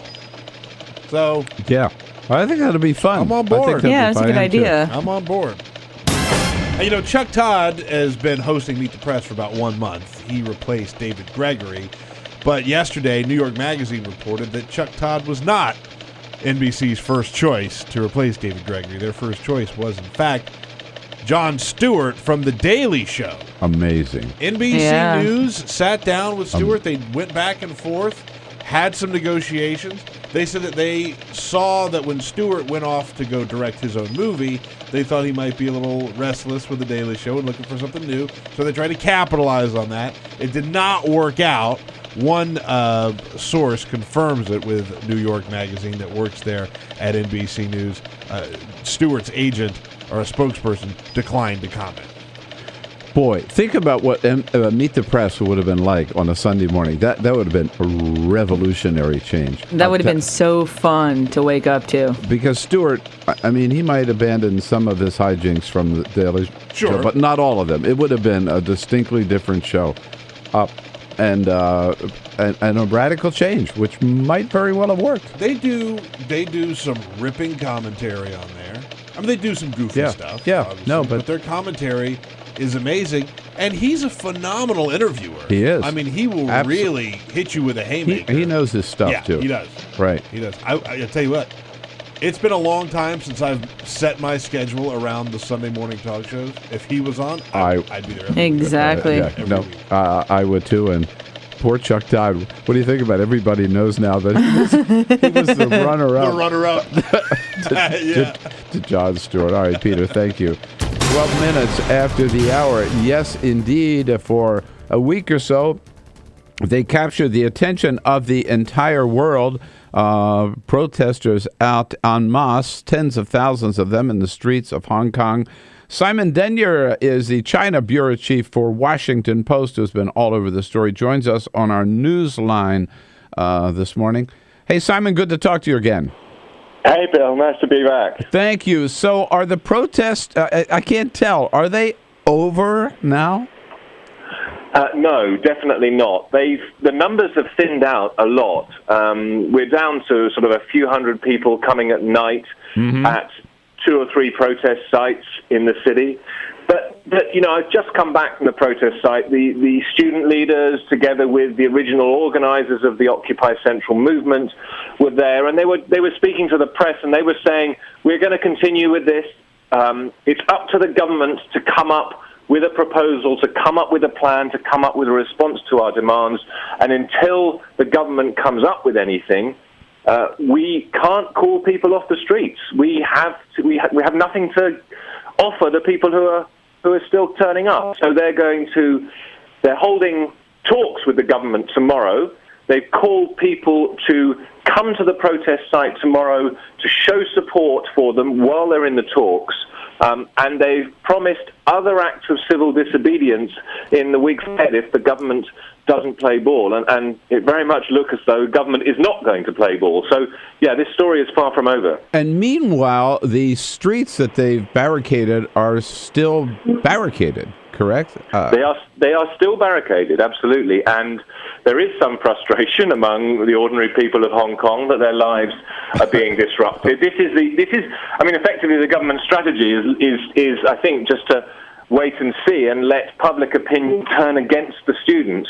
So we asked the students the leaders that today, were they worried about this? And they said, well, no, they're going to go around and they're going to educate people, they're going to talk to people and try and explain to people that they have to take some short-term pain, if you like, for the long-term goal of democracy. So who controls the streets? I mean, it seems the government. Yeah, it seems the government is just sort of standing back, and there's a story in the New York Times this morning. You've probably seen where it says the government is afraid to take down these barricades because they think that'll just, rally a lot more support for the protesters.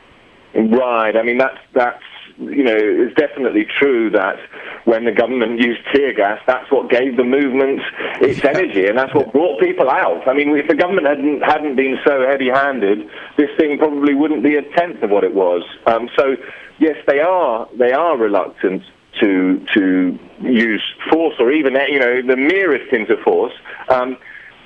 And on the other hand, I think but there is a point of view that the government doesn't want the barricades to go down yet. They want public opinion to turn against the students. They just want to sit it out. But in my opinion, that might work in the short term, but it's not going to work in the long term. The government can't just wish for this issue to go away. I mean, it's going to continue to be an issue right through to 2017 when the next chief executive is due to be elected. So, the protests may ebb and flow, but the issue is very much on the agenda now, and the government does have to come up with some kind of response.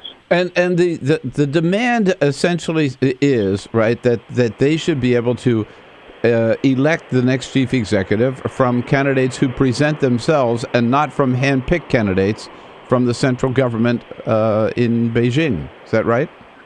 Precisely, yes. I mean, the nominating committee has been designed in such a way that it's effectively, and the rules of the game have been designed in such a way to stitch it up so that only pro-Beijing candidates, only candidates acceptable to Beijing could actually stand. So the students are demanding, an open nomination process. I mean, in fact, there could be compromises between the government position and the students' position, but the government's not coming up with any compromises at the moment. It's saying, we're standing firm on the position that we have. The Chinese government has made its position clear, and the Hong Kong government doesn't feel that it can say anything, I think, that is not authorized by Beijing at this point in time. So that's the frustration, I think, among people, that they don't see their government representing their interests. They see their government representing the interests of the Communist Party in Beijing, and that's what's really fueling the anger. Tell us, we're talking to Simon Denvir, who is the China bureau chief for the Washington Post, WashingtonPost.com. Tell us about these student leaders. It's interesting. These are not trained politicians or members of the Hong Kong government that are leading these protests, right? And who are these? And is there any one student leader? No, there's a bunch of them, and some people have wondered whether the movement has sort of got the unity that it would need to actually sustain itself. But some of the students, there's this incredible guy Joshua Wong who led protests as a teenager for a movement called Scholarism a couple of years back, and he's emerged as a very erudite and articulate spokesman for the movement at the tender age of 17.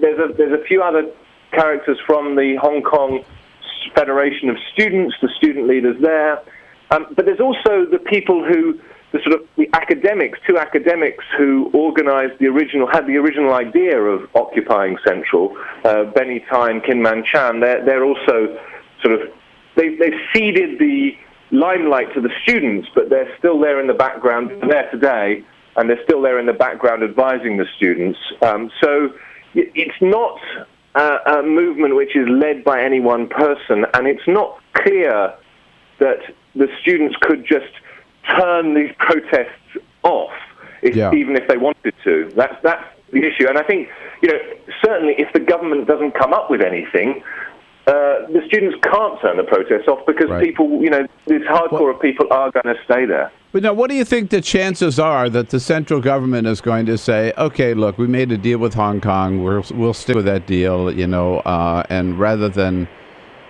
continue this standoff? Do you think they'll budge at all? I mean, it doesn't look like it, to be very honest with you. At the moment, you don't get a sense that Beijing is in the mood to give any ground, is in the mood to compromise. Maybe they're not being very well advised. In the past, they tended to. It's almost like they tended to hear what they wanted to hear. So the people they talk to are people who tell them what they want to hear. So I think they may have been advised by people that this wasn't a big deal, that they could see it out, and that they shouldn't worry about it too much. Well, that was a bit of a misjudgment. But it's hard for the Communist Party of China to deal with a democracy movement. It's just not it's not territory it's comfortable with. So and that's not to say there's going to be anything like 1989 in Tiananmen Square, but it's just reacting to public opinion, gauging it, knowing when to compromise and when not to compromise. It just doesn't come very naturally to one-party state. No, I just read a piece by Orville Schell in the New York Review of Books. I don't know whether you saw it, where he was talking about the recent visit of President Carter to Beijing, where he was really treated, not treated very well by the Chinese authorities, and basically their way of showing that we don't have to pay any attention to these people come over here talking to us about democracy anymore. We know who we are, and we're going to stay who we are, and we're proud of who we are. Right. Well, I mean, one of the big arguments that they've been putting out, the Hong Kong government and the Chinese government, is that this is all manipulated by the U.S. That it's been just like the protests in Ukraine that brought down Yanukovych. This is all a U.S. plot to destabilize China through Hong Kong. And I mean, they seriously trot this stuff out. And if they really believe it, then they really are misjudging the popular mood yet again. But this is one of the lines that they're taking, and they do really distrust U.S.-funded attempts to introduce democracy or to bolster civil society. They're actually cracking down on that kind of stuff in China this year as well. So there's a real sense of paranoia about the U.S.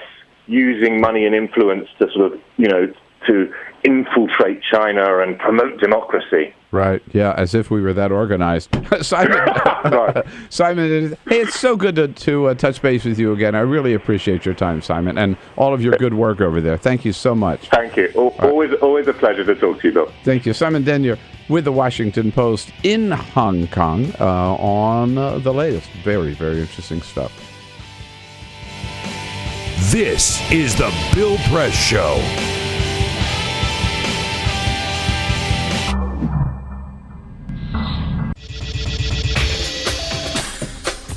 Tune into Free Speech TV for Democracy Now!, a national, independent, award-winning news program bringing you people and perspectives rarely seen on corporate media. I'm the retired bishop with the Episcopal Church as the bishop for all chaplains in federal service. I read that there was a group of people that represented a sense of injustice that I had. We'd lost Zuccotti. I mean, there was a kind of a hope that maybe Trinity Church would be gracious and give refuge. We picked this day where we would gather and demonstrate that Trinity was closing its ears to what was happening. We marched around the block, and I realized that, my goodness, they're carrying a ladder. And I thought, well, this is the moment.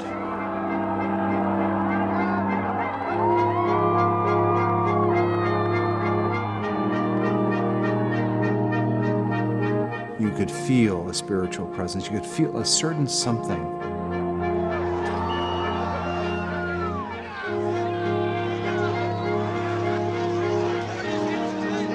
And then the cops came in. It got brutal. I'm with you right here. Robin, I'm here.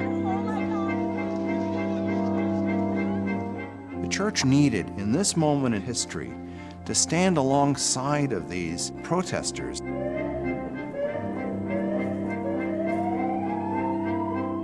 truth of Christ is found in the pews, is found in the institutional church, but it is also found in the streets. It's found in the honesty and the integrity, the insistence of people that you find in Occupy Wall Street.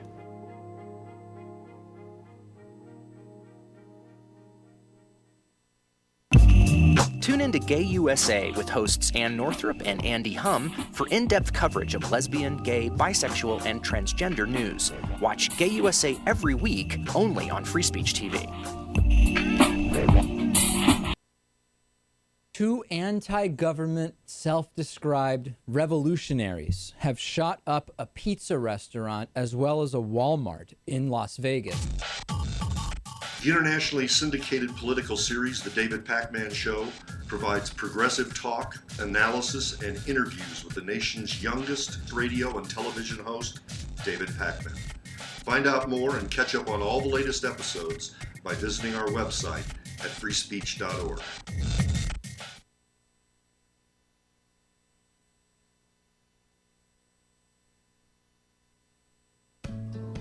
you wouldn't let money just blow out of your house.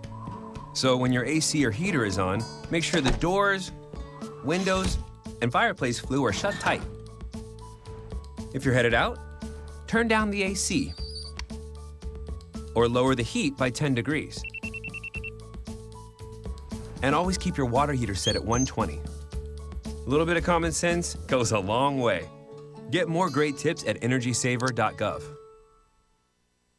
So, I'm kind of new here, but I've noticed a trend.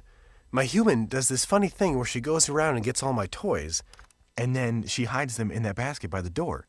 But it's always the same basket, and it's always in the same place. And then she acts so surprised when I find them, but, she's putting them in the same basket. Again. It's like, hello? That's where you put it last time.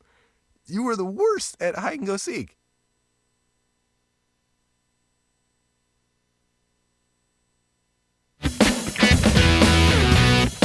This is the Bill Press Show. 27 minutes after the hour, we're going to talk Ebola in the next half hour. Meanwhile, down in Kentucky, Mitch McConnell appearing on the big sports station down there in Kentucky yesterday. Apparently,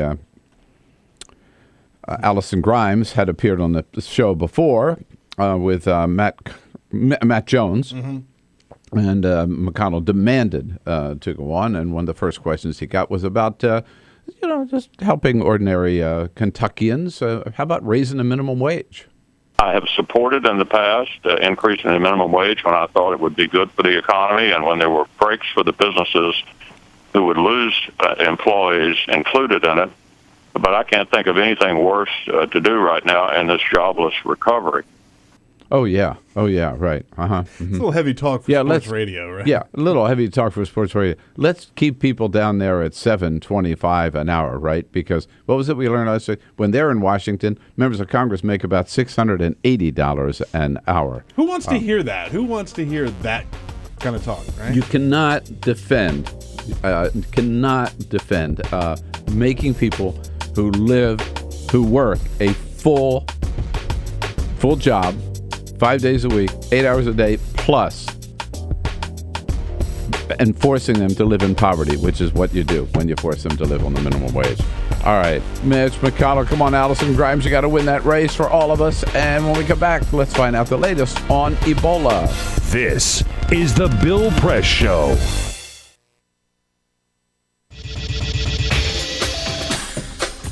Tune into Free Speech TV for Democracy Now!, a national, independent, award-winning news program bringing you people and perspectives rarely seen on corporate media.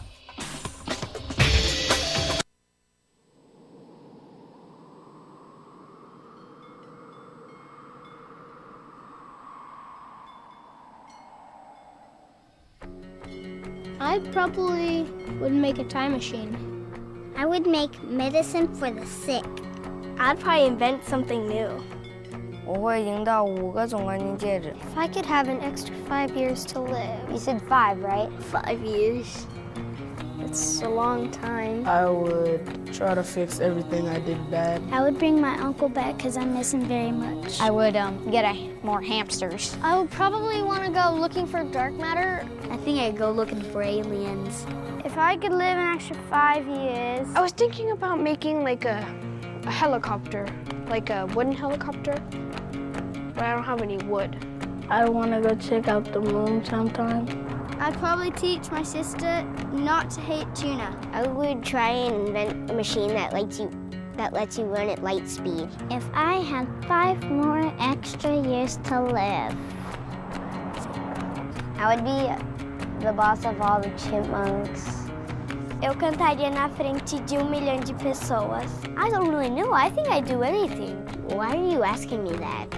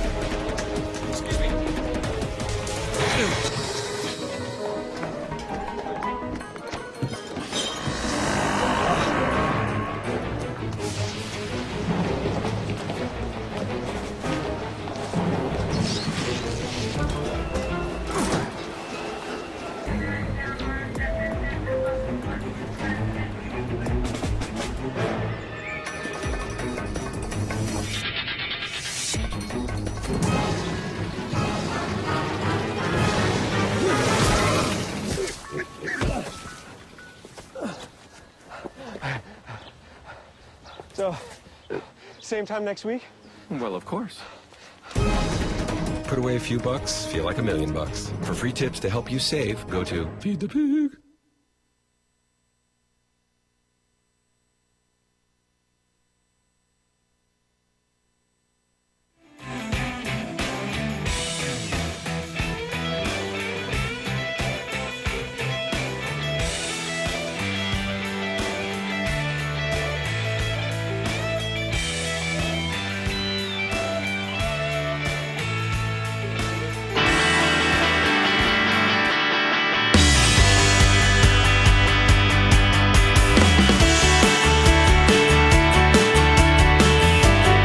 Connect with The Bill Press Show on Twitter. Follow us at BP Show and tweet using the hashtag WatchingBP. This is The Bill Press Show.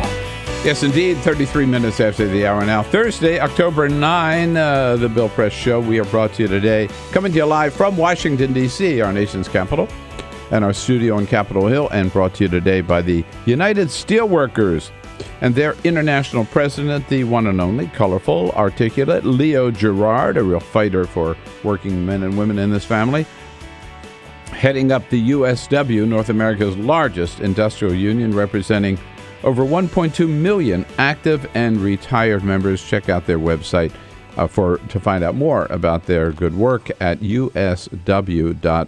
President Obama on the road today, raising money for Democratic candidates from the big ATM machine called California. Before he left yesterday, he held a couple of very important meetings on two important big issues here in Washington. Over at the Pentagon, met with military leaders to assess the impact of now 2 months of airstrikes against ISIS positions in Iraq and more recently in Syria. And he also held a big conference call with state and local leaders to talk about the latest efforts on the part of the United States to protect ourselves against the spread of the Ebola virus and to help 3 African nations deal with it. At our briefing yesterday, Josh Earnest talked about the latest level of protection, additional screening to start this Saturday at 5 U.S. airports. Here, Josh Earnest.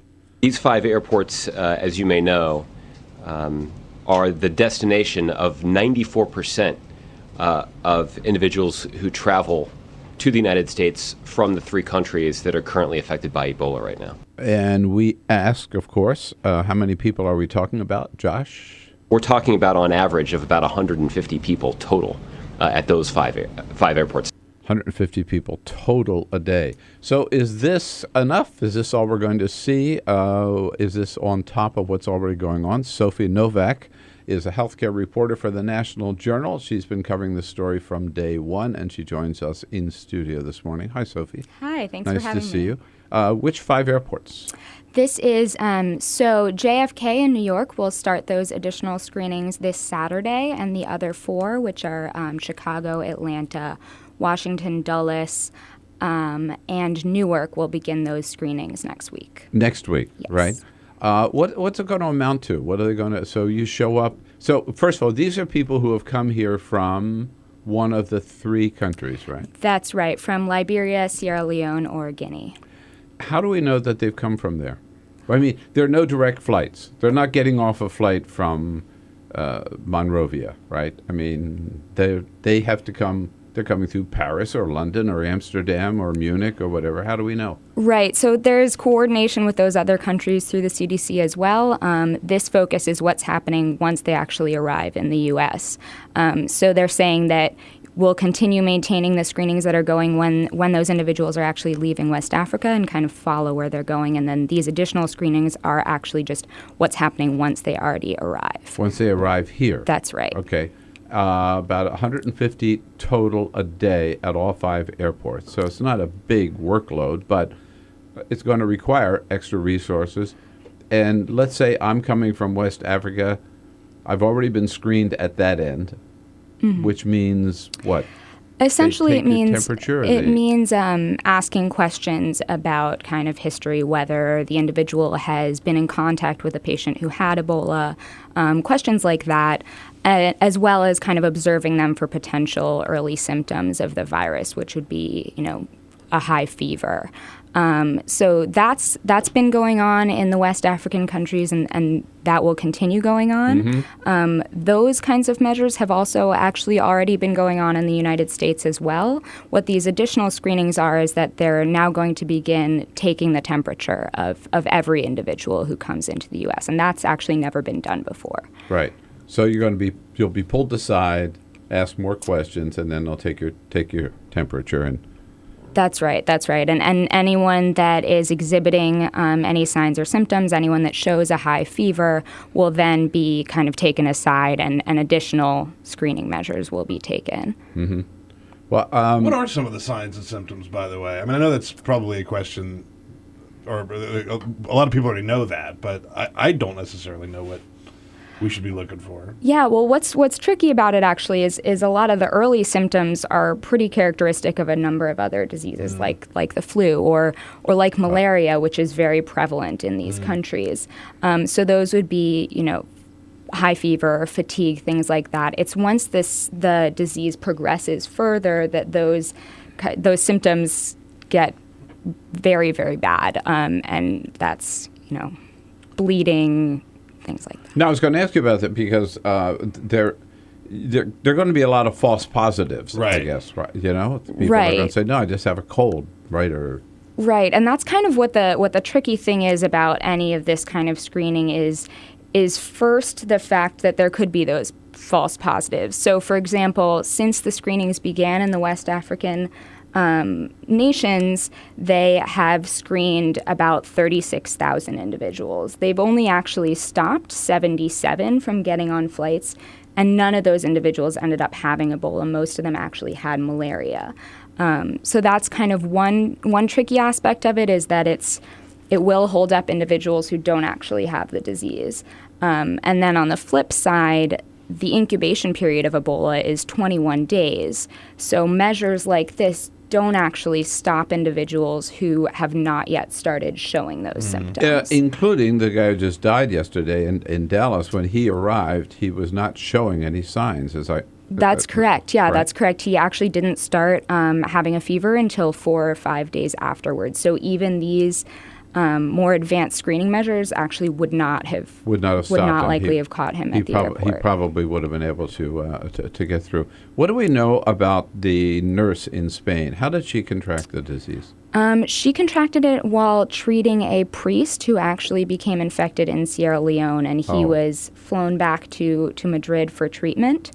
So she had not been there, but she hadn't, no. Yeah. She is the first individual. The patient in Dallas who passed away yesterday was the first individual to be diagnosed with Ebola in the United States, or out of West Africa. And the nurse in Spain is the first individual to actually contract the disease outside of West Africa. And that's also raised a number of questions as far as what Spain's kind of infection protocol, safety protocol was there, because she actually only went into the patient's room 2 times and was wearing full protective equipment and everything. So there's been some kind of question as to what kind of protocol there is, what kind of training she received, why she ultimately got infected. Whoa. I mean, there's so many questions about this. So back to the screening, is this like a first step toward an inevitable travel ban? The administration and top health officials remain very much opposed to a travel ban. The reason for that is that Thomas Frieden, who's the director of the Centers for Disease Control and Prevention, has repeatedly said that the only way that we're going to bring the risk for Americans contracting Ebola to zero is by addressing the crisis that's going on in West Africa. And these officials maintain that a complete travel ban would really deter those kinds of aid efforts, because health workers and because supplies would have a much harder time kind of traveling between the United States and West Africa. So I don't really see that happening. You never know, of course, but the administration does still remain very much opposed to that for that reason. Every time I've heard that argument against it before, but it seems to me that it's a very that people are only looking at this from a very limited point of view. We definitely want all the military and all the health workers possible and all the resources from our country and other countries to get into West Africa, as long as once they're there, they're safe. The president made that point yesterday. He wants to be sure that our military who are working in this area take all the precautions and are given all the protection necessary. But I'm talking about travel out of West Africa. I mean, people getting on planes and heading anywhere in the world from West Africa who might have been infected. A travel ban on travel from those countries. Right. I think evacuation efforts would be one thing, one reason to get individuals out. And I think just keeping kind of the flow of people and resources going between them. I think there's unlikely to see a travel ban, is really what you're saying. That's what it seems like. What is the risk for people of the United States to Ebola? Very, very low. Health officials continue to maintain that an outbreak in the United States is extremely likely. There's been a huge... extremely unlikely, I'm sorry. Oh, my gosh. Yes. I almost jumped up and ran up and just dove out of the window. Everyone I freaked watch out. out. No. Put on my full protection suit. Yeah, you can do the show in a hazmat suit. So it's unlikely. Sorry about that. Yes, unlikely, everyone. Yeah, extremely unlikely, and that's just because the healthcare infrastructure that we have in the States and these kinds of measures we have in place to track anyone who could be at risk is so much stronger than it is in West Africa. Mm-hmm. But so despite all the media hype, right, the risk here is minimal. Very minimal, yes. And it's actually interesting, since the patient in Dallas was diagnosed with Ebola about a week ago, the CDC has been getting about 800 calls each day with kind of reported suspected Ebola cases, and that's up from 50 calls each day before that. None of whom have ended up actually having the disease. He's so far the only person that has actually been diagnosed with Ebola in the United States. And the so the people that he was in contact with when he left the hospital or was mistakenly released from the hospital, we know now, the first time, those people are in quarantine now for how long? That's right. So there are a few individuals, his family members who had direct contact with him and lived in the apartment he was staying in, are completely quarantined, and that's for 21 days, the full extent of the incubation period. So there's about 10 individuals who officials say have had direct contact with him, and another 38 who are also being monitored. So the incubation period for the disease is 21 days. But symptoms often begin to present about 8 to 10 days after the exposure, which would actually put us right around now that those individuals would start exhibiting symptoms. So far, we haven't seen any symptoms. So far, there have been no symptoms. We are being very, very careful, perhaps too careful, or maybe you can't be too careful in this case, with additional screening measures announced yesterday by the president. 866-55-PRESS. If you have any questions about Ebola, any doubts about what we're doing, any suggestions, couldn't have a better guest to talk to about it than Sophie Novack from the National Journal. Now's the time to get your comments in. We'll take a quick break. Be back with your calls. This is the Bill Press Show.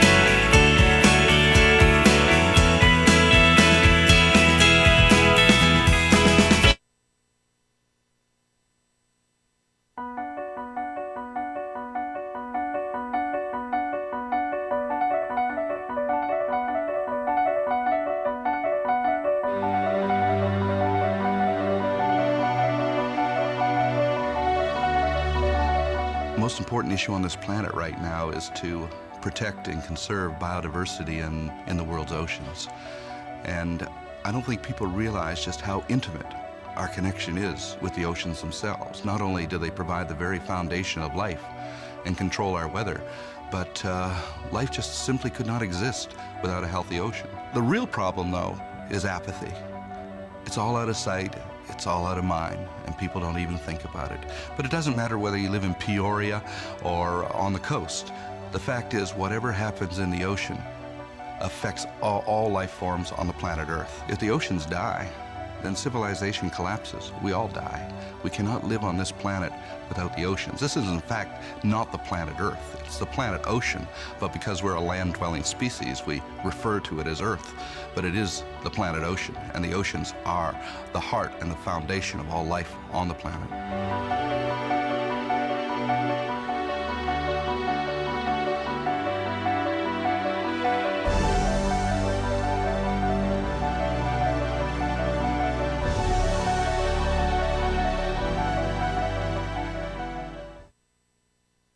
Two anti-government, self-described revolutionaries have shot up a pizza restaurant as well as a Walmart in Las Vegas.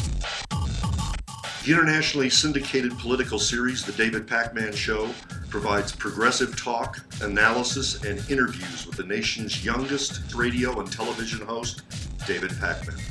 Find out more and catch up on all the latest episodes by visiting our website at freespeech.org.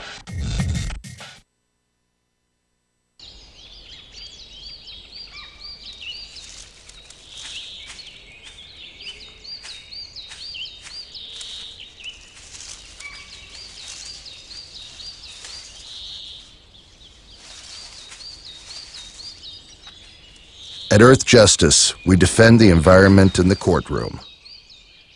Join our fight. When you take a seat, you take a stand. Earth Justice, because the Earth needs a good lawyer.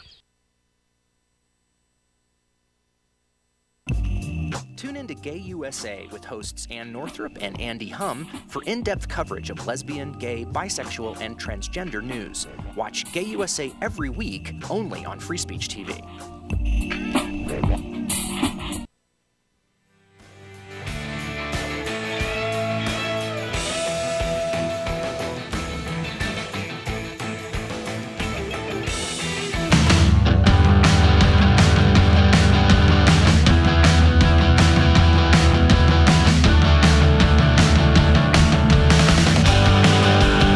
Seen on Free Speech TV and online on TawkrTV. This is the Bill Press Show.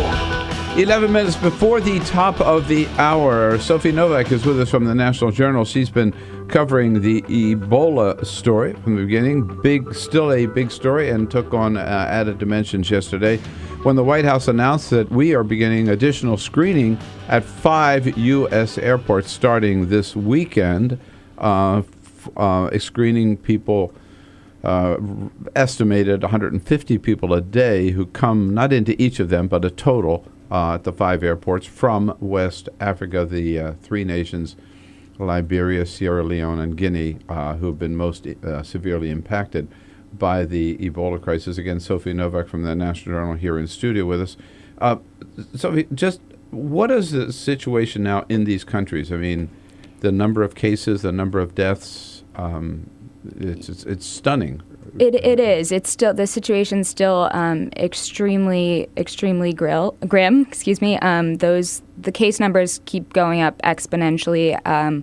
Now it's around nearly 4,000 reported deaths, and the number of reported cases in those 3 countries is about double that. Are they getting on top of it? Is it stable now, or is it still sort of out of control? International relief efforts have definitely stepped up in recent weeks, but they have faced a great deal of criticism for moving quite slowly. And is the military, our military, they're over there? I saw a picture this morning somewhere of them putting up one of these clinics. They're still getting set up, right? They're not in business. Is that? That's right. And U.S. troops won't actually be treating any of the Ebola patients. They're there more for logistical support, as you said, to build these treatment centers. And we'll be sending between 3,000 and 4,000 is the current number, and most of those are going this month. Helen joins us from up in Ithaca, New York. Hi, Helen. Good morning. Hey, good morning, everyone. I have a question for Bill and your guest from the National Journal. So these troops that are being sent over, about 4,000, let's say, do they have a choice? Like, if what if they say, like, I don't want to go to West Africa? Is this voluntary, or I've got a family to support or something? They draw straws with military precision. Yeah. No, that's a very good question. I don't know the answer, but I assume, first of all, these are members of the military. Correct me if I'm wrong, Sophie. We played a clip of this a day or so ago, who are trained specifically for this purpose. These are like health professionals in the military, or humanitarian relief professionals in the military. I mean, they're specifically trained for this kind of work, correct? Right. And they'll be helping out kind of with logistics and with some of that kind of training to help. And they're setting up these clinics, or building these clinics, or putting up these tents. That's right. their work, right? But it is you're going into, I wouldn't go to Liberia today, I mean, if they paid me. But I would imagine as members of the military, it's like going to Iraq or Afghanistan. If you get the orders to go, you have to go. Is that right? That's right. That's kind of the sense that I get as well. And the Pentagon, the U.S. has emphasized all the security precautions that will be in place for these troops. Special, evacuation measures should anything happen, things like that. So they are very focused on making sure that the troops will be safe. And again, they won't be in direct contact. They won't actually be treating the patients that have Ebola. Helen, thanks so much for the call up on the great WNYY in Ithaca, New York. I did see a report, I think it was last night on the news, about the CDC workers, the health workers who will be in contact with these patients, and the extra training they get on putting on these full body suits, and they really check them out to make sure that no part of the skin is exposed at all. And those are these are people who choose. They're dedicated health professionals. They choose to go over there for this work. They do have a choice. That's right. And many of them are, God bless them, are saying that this is where I'm needed. This is where I'm going to go. That's right, and that's been a really kind of tough thing about the international response, is that there's just such a huge need for these kinds of health workers, and there's not that many of them, and not that many that are trained in kind of the special ways that they need to be. The President said yesterday, we can't do it all ourselves. Other countries have to step up. That's right. Hey, Sophie, great for you to come in today. Very important information. Thanks so much for having me. Thank you, and I'll be right back to you on the President's schedule today. This is the Bill Press Show.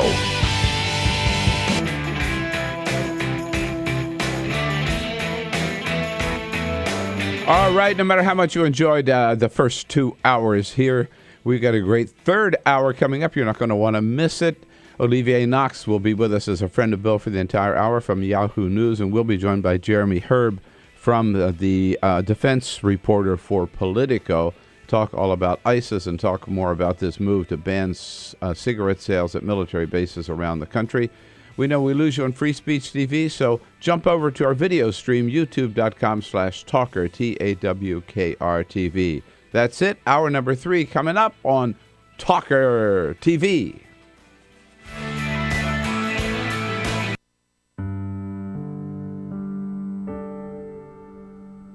A few years ago, plastic bag waste in our city came to a tipping point.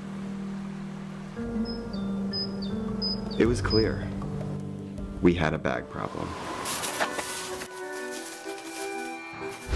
My department was tasked to reduce plastic bag consumption. We needed to come up with ways to change human behavior. So we asked ourselves, would you like it back? What do people really hate? Yep. Getting punched in the stomach. Preliminary studies showed that the consequences weren't severe enough to warrant behavioral change. Actually, can I get that double bagged? So we thought, what do people hate more than getting punched in the stomach? Kissing Helga. Hey, big boy. People didn't find her so offensive after all, so we had to get creative. How many bags? Okay, now, pour this ice water down your pants. We tried everything.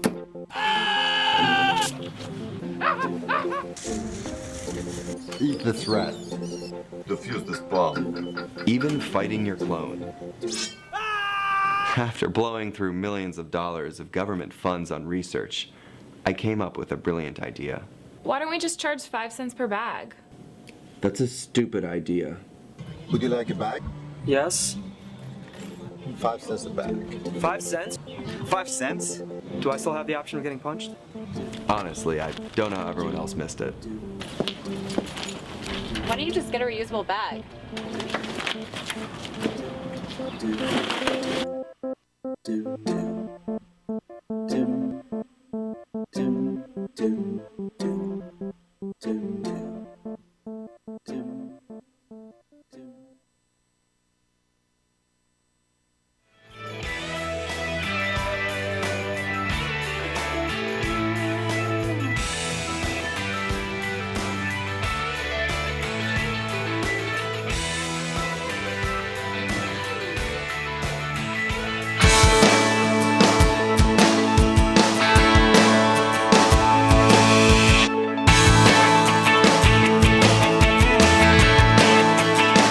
This is the Bill Press Show. Olivier Knox from Yahoo News. Here's a friend of Bill for the next hour. We'll also be joined by Jeremy Herb from Politico. President Obama, as I said earlier, off to the West Coast today, leaves the White House about 11:30 this morning, arrives in Los Angeles at 2 o'clock, visiting a very exciting project out there in Santa Monica called Cross Campus, which brings together people from all kinds of different aspects of the entertainment industry. He'll be participating in a town hall there, and tonight he has a fundraiser at a private residence in L.A. Spends the night in Los Angeles. Big day for the president. We'll be right back with Olivier Knox. Bill Press Show.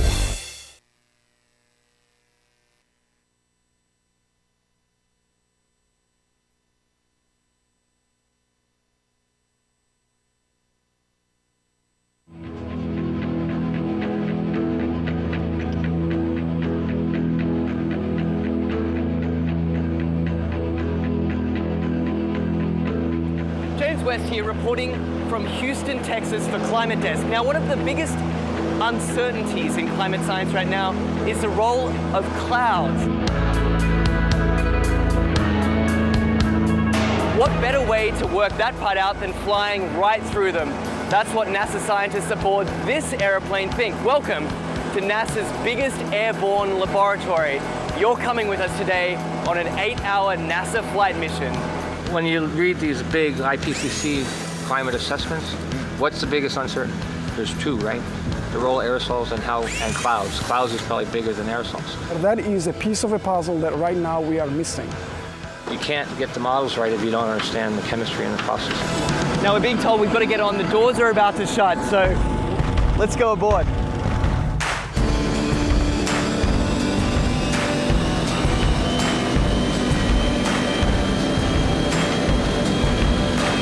Every time you turn on the weather, every time you hear a climate change prediction, that information has to come from somewhere. And it starts by getting sucked out of the air from planes like this.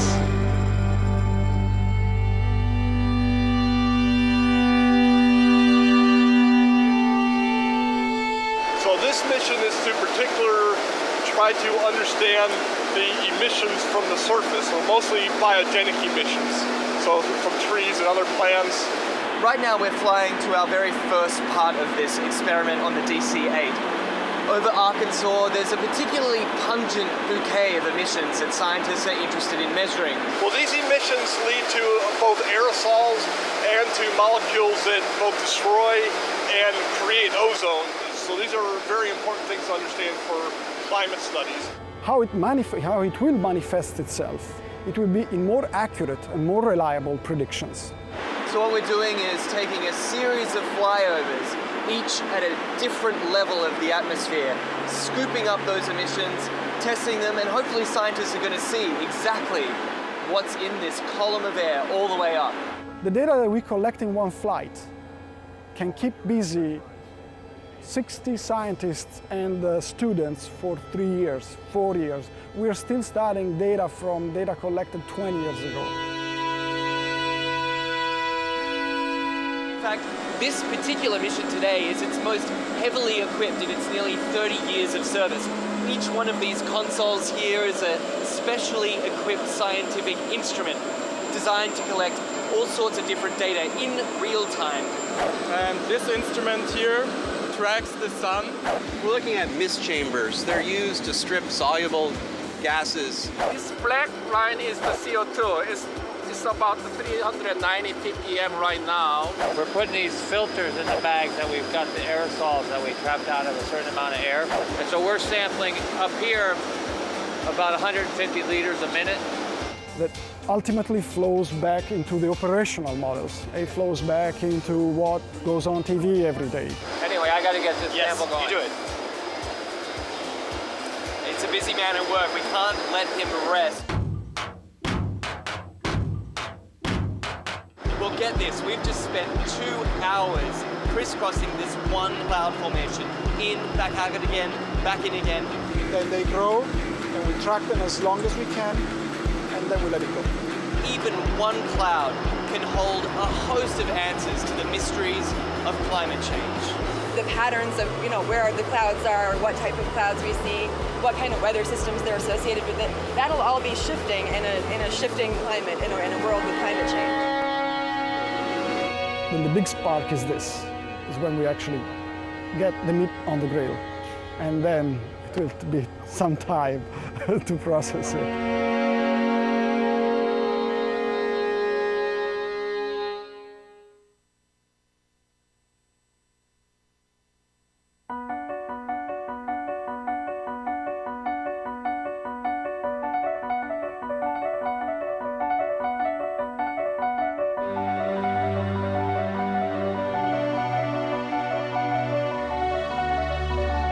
The most important issue on this planet right now is to protect and conserve biodiversity in the world's oceans.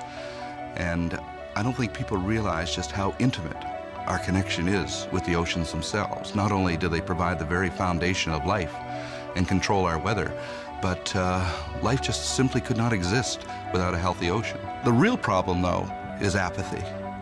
It's all out of sight, it's all out of mind, and people don't even think about it. But it doesn't matter whether you live in Peoria or on the coast. The fact is, whatever happens in the ocean affects all life forms on the planet Earth. If the oceans die, then civilization collapses. We all die. We cannot live on this planet without the oceans. This is, in fact, not the planet Earth. It's the planet ocean, but because we're a land-dwelling species, we refer to it as Earth. But it is the planet ocean, and the oceans are the heart and the foundation of all life on the planet.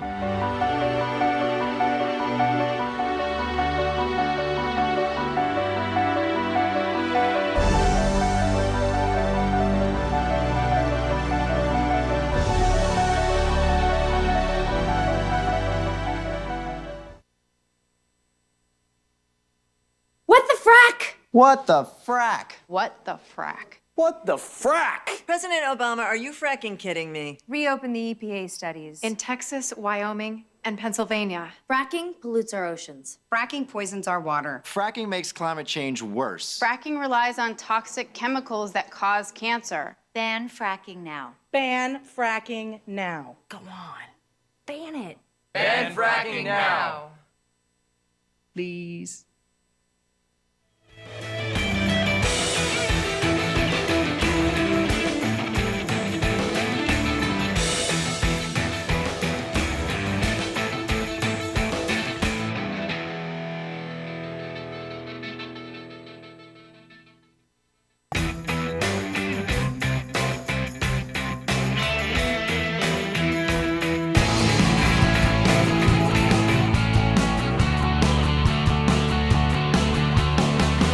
Broadcasting around the nation, on your radio, on your TV, and online.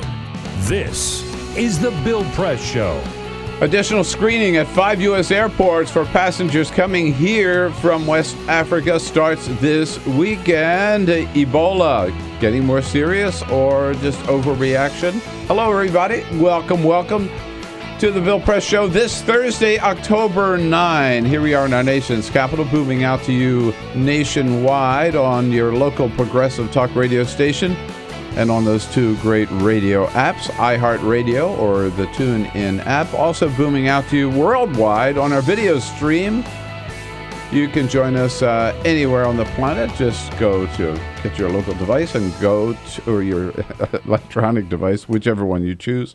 Go to TawkrTV, youtube.com/TawkrTV, TAWKRTV.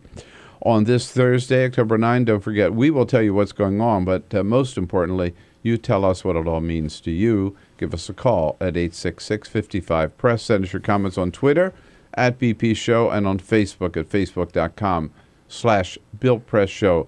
Entire team here, well, almost the entire team in place today. Peter Ogburn and Elisa Murphy. I'm here. Hey. We are limping along without Alicia Cruz today. She decided she liked the sound of this 4-day work week. And she tried out. She'd better be here tomorrow, baby. We've been trying it out. No 3-day work week. The idea of the 4-day work week, we've all individually been trying it out over the past several weeks. Right, yeah. It's worked out pretty well. Olivier Knox joins us, who's here so often. He's almost a member of the Bill Press team, unofficially. Do you like the 4-day work week? You know, I tried the 4-day work week a long time ago, and I'm actually not a big fan. I'm one of those people who gets nervous if he's away from the work too long. It's really kind of tragic. It is. So do you never go on vacation? I do. I do go on vacation, and when I go on vacation, I try to be on vacation as much as possible in the sense of, trying to put down the phone and trying to actually make a clean break. But I've had enough staycations where I'm just at home yelling at my television, critiquing the coverage of news events. That's not how. What kind of a lead is that? That was a terrible soundbite. So it's a little tragic. So I try not to take those 4-day work weeks. Well, always on the job. Chief Washington correspondent for Yahoo News and covers the White House for Yahoo News. My good colleague down at the White House briefings. And of course, Cyprian Bolding, our videographer, is on the job, keeping us looking good on that. On the video cam. Olivier, one of the most interesting Senate races in the country down in Kentucky, where the Republican leader of the Senate is up for re-election against Allison Grimes, Democrat. So what's the big sports station there, Peter? Geez, I don't remember what station it was on now. But the biggest radio station in Kentucky is the Kentucky sports station. And Allison Grimes had appeared on the show. Mitch McConnell got very upset and demanded that he get equal time. He thinks the fairness doctrine is still around. Yeah. He demanded he got equal time. He did yesterday, and Matt Jones asked him, this is a surprising question, maybe a surprising answer. Well, sure. I agreed with... Well, I'm sorry. I thought the question was there. The question was, have you ever agreed with Barack Obama on anything? Mitch McConnell, who famously said their number one legislative goal was to deny him a second term. Here he is. Well, sure. I agreed with the ceremony that he had for the Wildcats. I think that was a good idea. Inviting the Wildcats. That's kind of an awesome answer. Right?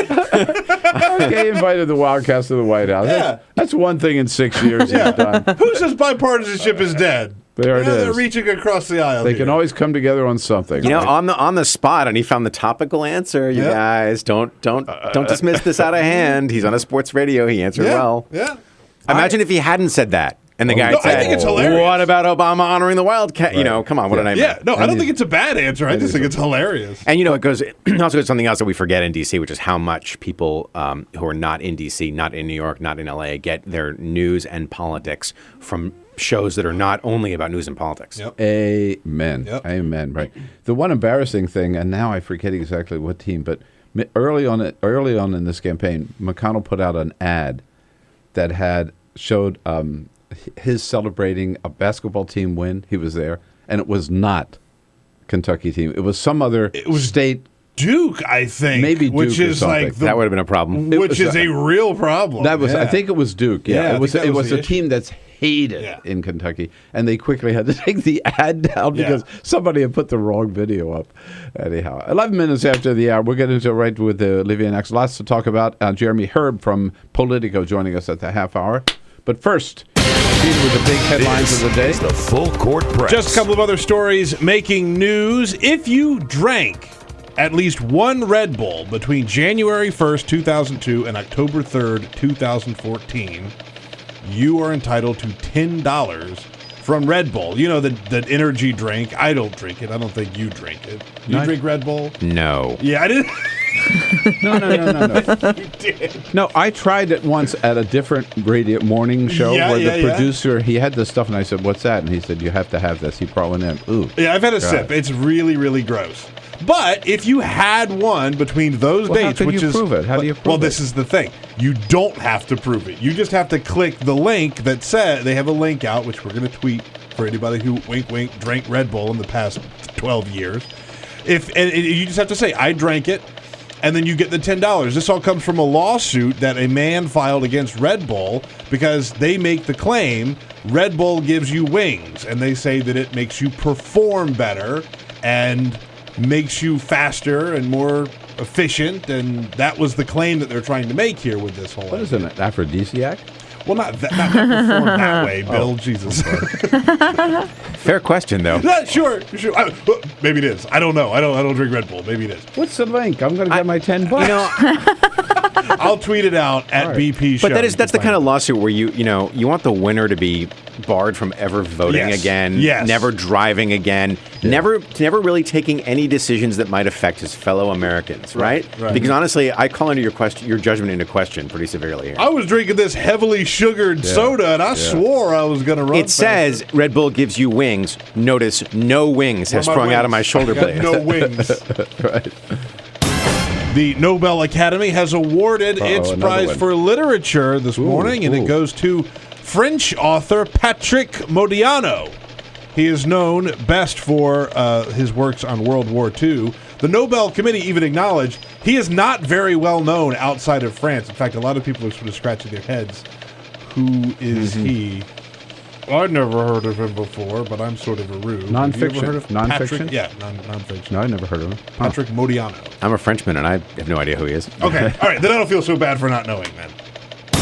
And Johns Hopkins University did a study, took a look at 19,000 different menu items around the country. They'd look at Panetta, International House of Pancakes, Chipotle, McDonald's, Arby's, well-known chain restaurants. And they found that in 2013, the average new menu item that went on the menu cut calories by about 60 calories per item. So the trend is going down. They're taking calories off of the menu around the country in a lot of chains. So that's a win, right? Mm-hmm. Going in the right direction, I guess. They're also telling you more and more how many calories. Yeah, disclosure is important. Yeah, well, I guess now that they have to tell you what's in it, it's probably an incentive for them to cut it a little bit. You go to Pret a Manger or like even Cozy or Au Bon Pain, right? You go to McDonald's, they have the calorie information. On the thing, the sandwiches and stuff, they tell how many calories for each one. Yeah. It takes a little bit of the fun out of eating. Can I just say, I will strenuously oppose any attempt to apply that to bars. Don't do that. I don't need to know I don't want to know that. Yeah. That's right. Okay. Olivier, at the briefing yesterday, lots of talk about Ebola. Right. What is the impact of this new screening? It sounds like 5 airports are going to get 94% of the population. Going to make any difference? Well, it could make a difference. I mean, this felt to me like an effort to tamp down on the public panic over Ebola and to sort of quiet a little bit the calls in some quarters, including in Congress, for an outright travel ban that would affect the 3 main countries affected, Guinea, Sierra Leone, and Liberia. Right. In terms of the actual practical impact, I don't know yet. That one of the things that they said yesterday again and again and again was how confident they were in the existing system where passengers are screened before they board a plane in those 3 countries. Quick point about that. Now, I am married to a virologist. Oh. I am not an alarmist on this stuff. But I do want to point out that they are fully super confident in a system that currently has a 0% success rate. Yes. They screened 36,000 passengers. They stopped 77 of them. Of those 77, not one has tested positive for Ebola.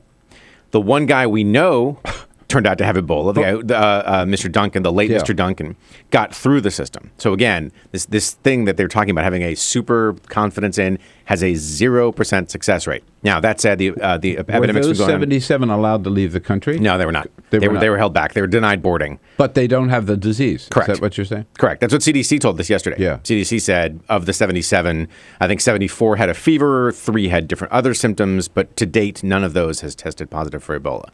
Now, mind you, 7 months of the epidemic or so, and only 1 known patient in the United States. That's a pretty good rate. You could say that. At the same time, you wonder whether other people have gotten through that we just don't know about, right? Sure, I guess. I mean, I think though this is one of those things where it's a little bit hard to imagine someone who thought they had Ebola not going to the authorities, right? I mean, it has a very high fatality rate and some really, really grim symptoms. You know, I mean, I guess, would you rather die at home or get treated in a hospital? I don't know. I tend to lean towards go to the hospital. Right. You know, this is one of those situations where there's not a lot the United States can do, I guess, right? I mean, we are sending troops over there. What role will these troops have? And well, are they exposed? Are they going to be exposed? Yeah, you know, they've tackled that question over at the Pentagon. It's obviously very important, and they're pretty confident that they're not going to have the kind of exposure that's the most dangerous. You know, this is a highly infectious disease. But it's not super contagious. And the basic difference is it doesn't take a lot of the virus to get you infected, but you do need a very specific kind of exposure to be infected. So the United States is building facilities in those three countries to help the completely swamped aid and medical workers who are there. There are obviously shipments of medical supplies to get over there. I mean, these three countries don't exactly have a robust medical infrastructure that can take in these kinds of patients. Mm-hmm. In fact, one of the big problems early on was that a lot of the clinics, a lot of the neighborhood clinics on which people in these countries rely on for so much of their medical care, these clinics were closing because they just didn't have the means to protect their own workers from exposure to Ebola. So a lot of what the United States and other countries are doing is trying to beef up that infrastructure, at least on a temporary basis, to contain the outbreak. Mm-hmm. There was a good question yesterday, I thought, at the briefing that I forget now who posed it. Is that there are bound to be some false, with this extra screening, right? There are bound to be some people who might have a fever or a high temperature, but don't have Ebola, right? They could just have. It's a very, very, very high likelihood that people will have false positives. False positives, absolutely. I mean, you know, the early symptoms of Ebola, things like a high fever, and it has to be pretty high. I actually for about a 4.5 minute period yesterday, I could have told you how many degrees. I've forgotten that now. But it has to be it's a fairly high fever. But one of the big problems that they have is some of the early symptoms look a lot like the early symptoms of malaria, which is, of course, extremely prevalent all across sub-Saharan Africa. So they're having trouble with those false positives in that respect. But honestly, I mean, I guess you'd probably lean towards it's better to have a false positive than, first of all, to have a real positive, but also than to miss people.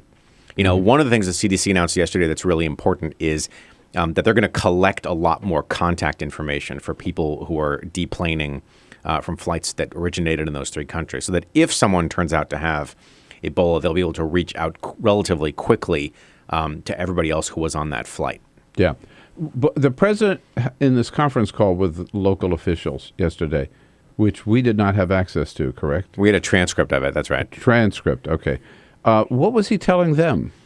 State and local officials. Kind of an interesting message. I thought it was a little bit mixed because on the one hand he said, we have a very small margin for error. If we don't implement these protocols, we're putting communities at risk.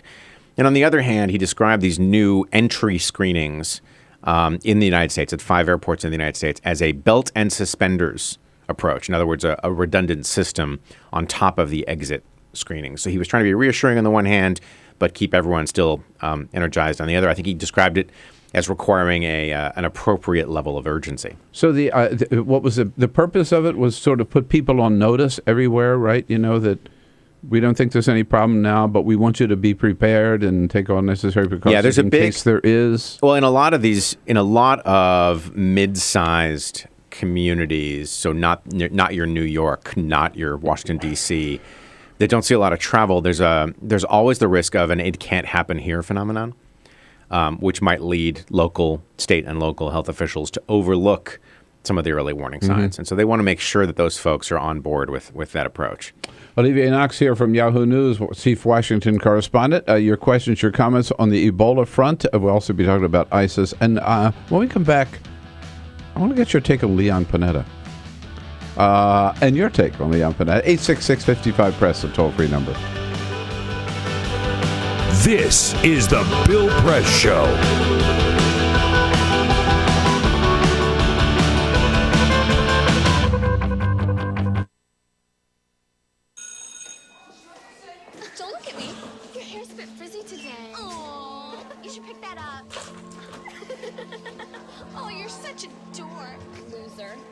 let me help you with that. Oops. Every day, kids witness bullying. Oh, look, your crush is looking at you. Poor you.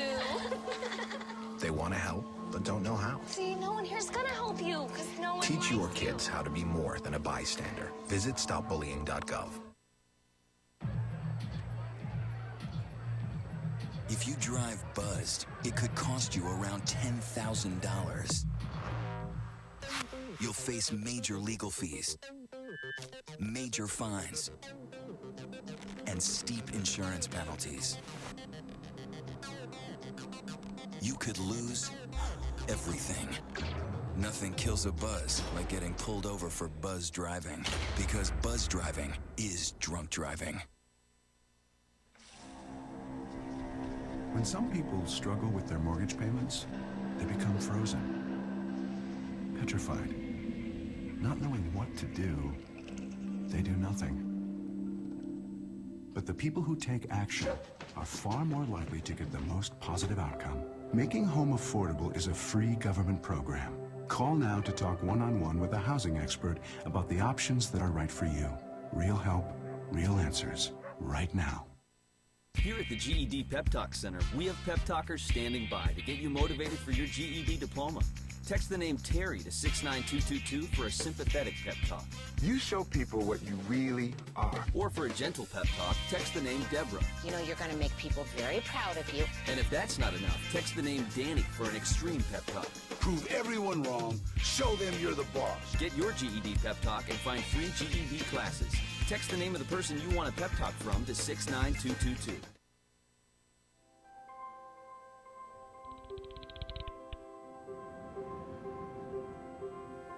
Did you see the world differently?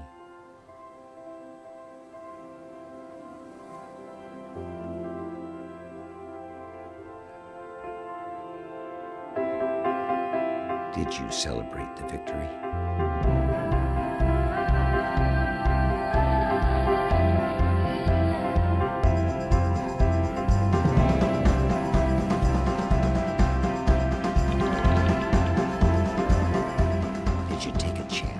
So today, I state clearly and with conviction America's commitment to seek the peace and security of a world without nuclear weapons.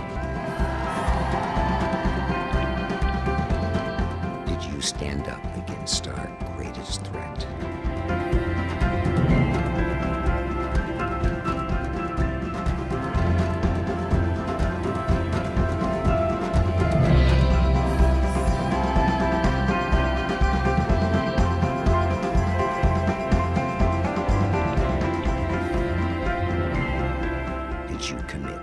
Change the world.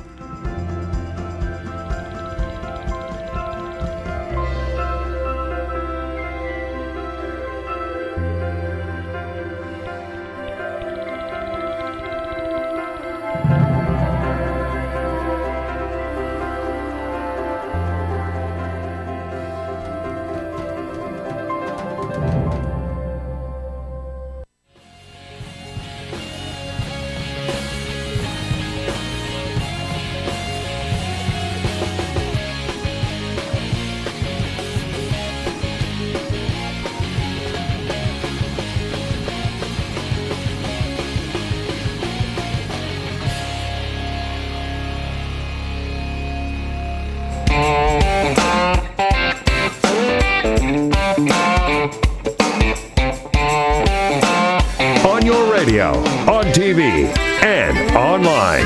This is the Bill Press Show. Here we are, 25 minutes after the hour with Olivier Knox from Yahoo News in studio as a friend of Bill this hour. We'll be joined by Jeremy Herb from Politico at the half hour. Everywhere you look these days, people are talking about the Leon Panetta book. It was 2 days ago. October 7 was the exact publication date. Pretty critical of President Obama. What's the impact? It's a little early to say. I mean, obviously, it's getting saturation coverage in political news because it's the former President Obama's former head of the CIA, former defense secretary, someone who was in the national security inner circle is coming out swinging at the president on national security issues. That's always going to make a splash. That's pretty important. But the actual impact is it's going to put the White House on their heels for a little bit. I just don't know that there's a medium or a long-term effect. A couple of charges that he makes. One is we should have armed the Syrian opposition from the beginning, and he recommended that. I thought Josh Earnest made a pretty good point yesterday that, I mean, these were people who were unvetted, untrained, unknown, basically, and just to give them all these weapons is a little risky, right? Isn't that the current policy? Well, yes, but then he said we haven't. I mean, the Pentagon now because we now know who they are. But we don't, though. And the Pentagon. The Pentagon. It was reported earlier this week. The Pentagon hasn't even named an official who would be in charge of this nominal vetting process. I mean, I get Josh's point. The thing about that part of the Panetta book, though, is that we know that debate happened. It's been it's been hashed and rehashed. Bob Gates, another former defense secretary for President Obama, Bob Gates has it in his book. Yeah. Hillary Clinton, former Secretary of State, she has it in her book. We know already that the debate went down, and President Obama's top national security advisors were in favor of arming what so-called moderate Syrian rebels. We know this, right? This is not a new revelation. Good point. Yeah. He did he told Yahoo News' Katie Couric, for a little shameless plug here, on Monday, that it would have been risky. It would have been a risky policy to do that, but that he felt it would be worth the risk. And I guess, it's counterfactual history. We're not really going to ever know whether it would have had an effect. Mm-hmm. Right. And the other charge, which we have to take a break here too, about if we had only left those 5,000 troops in Iraq, ISIS might never have been able to grow up, or get as strong as they are. One quick nerdy point on that. He seems to forget that the Status of Forces Agreement in 2008 went to the Iraqi Parliament, so there was no way that this agreement was not going to the Iraqi Parliament. He's never really explained why they could avoid that. Sorry. All right, we'll be right back with Jeremy Herb. The Bill Press Show. So this is my computer. This is your computer. Let's go on the internet. Let's go. Click it. Yes. Okay. I cursor in between the R and the E. Pressing down, I want you to just push the period. She's gonna love me all over again. That's it. Jamaica, here you go. Here we go. Good job. Thank you. Thank you. And I did it by myself. Feel smarter. So, I'm kind of new here, but I've noticed a trend. My human does this funny thing where she goes around and gets all my toys, and then she hides them in that basket by the door. But it's always the same basket, and it's always in the same place. And then she acts so surprised when I find them, but, she's putting them in the same basket. Again. It's like, hello? That's where you put it last time. You were the worst at hide and go seek.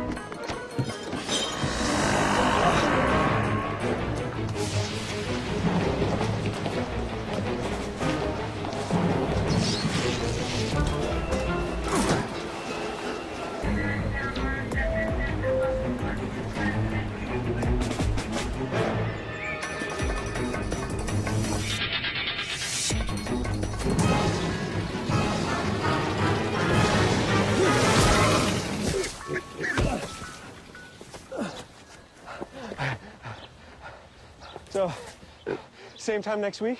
Well, of course. Put away a few bucks, feel like $1 million. For free tips to help you save, go to Feed the Pig.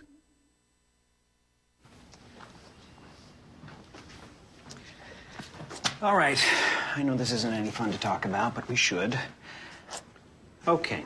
So who's going to do what? I'll pack the dead batteries. Great. I'll only I put what I don't need into a duffel bag. Perfect. That's totally unhelpful. No problem. Meanwhile, I will try to comfort everyone by speaking in a calm voice. And I'll try to get the generator going without any gas. Oh, let's not forget the cell phones, which probably won't work. Right.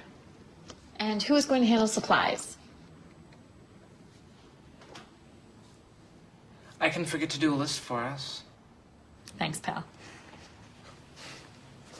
Well, I think we couldn't be any less prepared. I'm proud of you guys. Talk to your kids about who to call, where to meet, what to pack. Visit ready.gov/kids for tips and information. Hey, thanks for stopping by. You know, I followed your character since the first episode. I'm a big fan. Big fan. Thank you. And listen, your storyline, it makes for incredible TV drama. Thing is, your drug use is very adult content. Too adult for the kids. So I'm gonna have to block you. Oh, man. Yeah. Well, have a good one. You're a nice lady.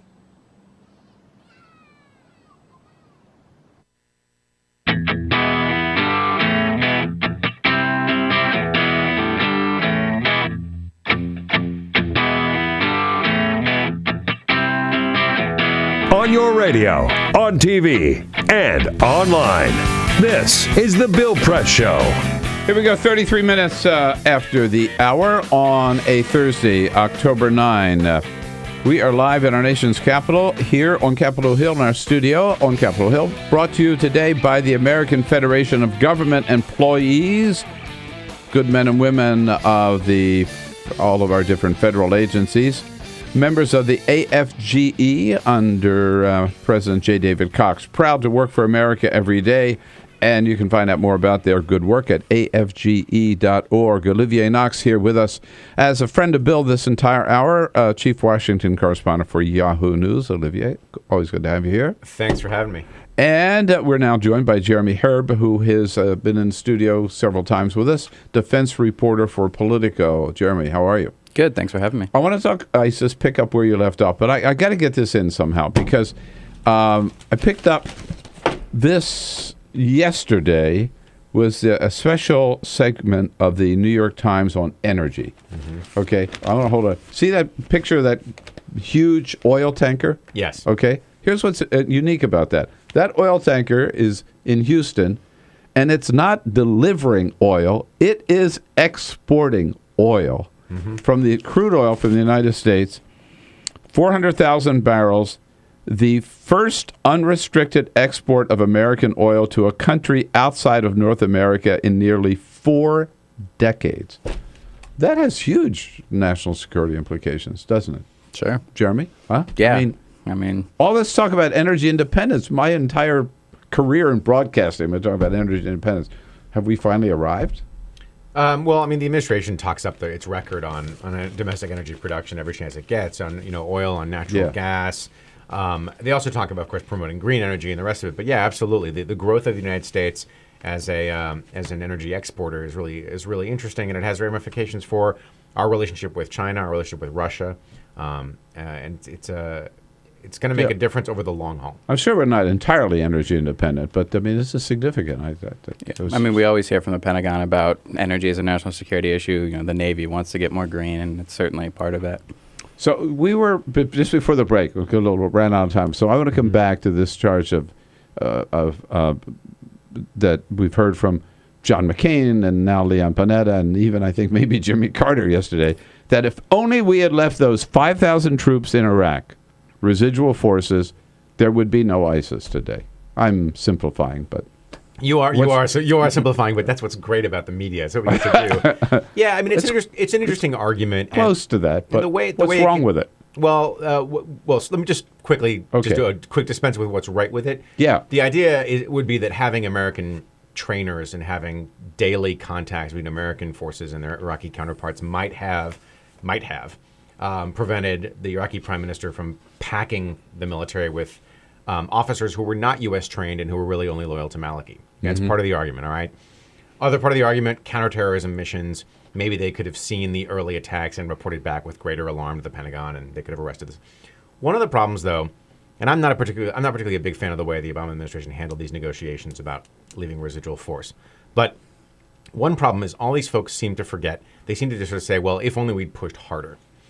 If you go back and look at the reporting in real time, there's no real way that the Iraqi parliament was going to sign on to an agreement to leave 5,000 to 10,000 American troops there and give them immunity from local prosecution. Now, there are ways around that. But anyway, the thing that all these folks never mention is that any kind of a deal, in order to secure the right political support, would have had to go to the parliament there, as the 2008 deal that the Bush administration signed went to the parliament.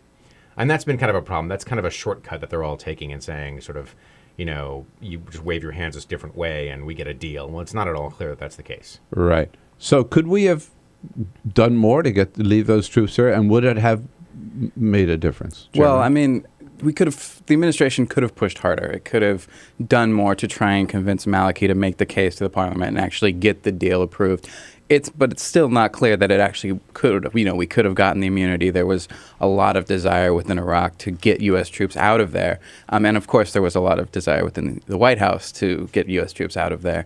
So it's hard to say. This is all kind of Monday morning quarterbacking. If we left 5,000 or 3,000 troops or 10,000, whatever the number might have been, would that have stopped the rise of ISIS? Who knows? If they weren't going out and doing combat missions, if they were just sitting in Baghdad, it's hard to say how the past would have potentially changed the future. In his book, Leon Panetta seems to say that the president just sort of was on the sidelines. He was not pushing hard enough. He was more eager to get out of there than fight this fight with al-Maliki.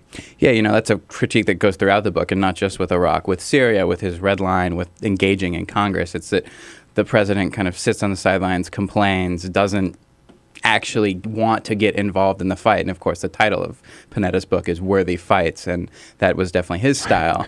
So I think that it's a kind of overarching critique that Leon Panetta has. Too much the law professor, not enough the commander-in-chief? Well, what's really interesting about this argument is how much it channels the critiques or the criticisms that you hear from congressional Democrats about the Obama administration. That's what's really fascinating. And, of course, Leon Panetta, a veteran of decades after decades of Washington, D.C. No, he's a California outsider. Right, he's a Walmart farmer.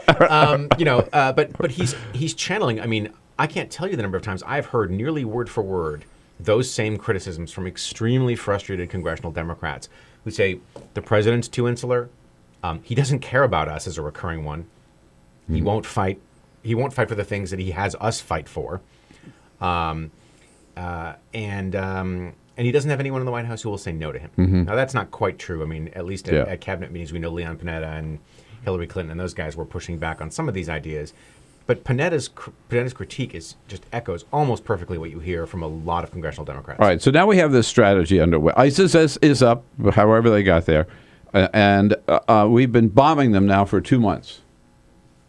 And what's the impact? I would hope that this is something they discussed at the Pentagon yesterday and at the White House briefings twice this week now, only 2 briefings. Olivier and I have heard Josh Earnest say, oh, no. These strikes are effective. They've made a big difference. They have put ISIS back on their heels. What do you see? It depends what you're trying to get ISIS to do. The Pentagon, the White House are saying that it's not their goal to necessarily stop ISIS from taking cities like Kobani, and that these airstrikes, while they are now occurring around there, and CENTCOM just released, they conducted another 5 airstrikes today in and around Kobani. So they are making an effort there. But basically they're saying there's not a whole lot we can do from the air to actually stop them from taking this town. And the point of our strikes in Syria, the reason they're effective, is actually to stop them from sending troops and supplies from Syria into Iraq. And so judging by that metric, it is effective. But if you look at them actually taking over towns in Syria, not so much. Yeah, I think the evidence is pretty clear. I mean, they haven't given up any territory, except maybe the Mosul Dam, right? And they have just seized this new town right on the Turkish border. Right. Mosul Dam would not be an insignificant thing to turn them away from, obviously. Right. What we've heard since the beginning of this operation, though, is that ground forces, not Americans, but ground forces are going to be needed. It's the unanswerable part of the Syria puzzle because of the problem with, as we mentioned before, vetting quote-unquote moderate rebels. In Iraq, at least, there's something approaching that Although even there, I think, and Jeremy can correct me if I'm wrong, I think the Pentagon is still doing its assessment of the effectiveness of local forces. I don't think they ever thought that the airstrikes in Syria were going to have a meaningful impact really on ISIS. I think what they were trying to do is prevent key parts of Iraq from falling apart and falling to the control of ISIS. Oil-rich sections of Iraq, key infrastructure and the like. But they're pretty candid about saying, we can't do much about this town, Kobani. They're effective in that, we took out the tank we were aiming for, we took out the emplacement, the base that we were aiming for. But that's not going to turn the tide of battle by itself. And they are trying to convince the Turkish government, since it's right on the border with Turkey, that, hey, guys, you got to step up to the plate here and help us protect this town and help the Kurdish forces prevent ISIS from taking over. Turkey's not necessarily answering the call. No, and I mean, there are problems there. Turkey wants a quote-unquote buffer zone. John Kerry seemed to be open to it yesterday. The White House and the Pentagon were not.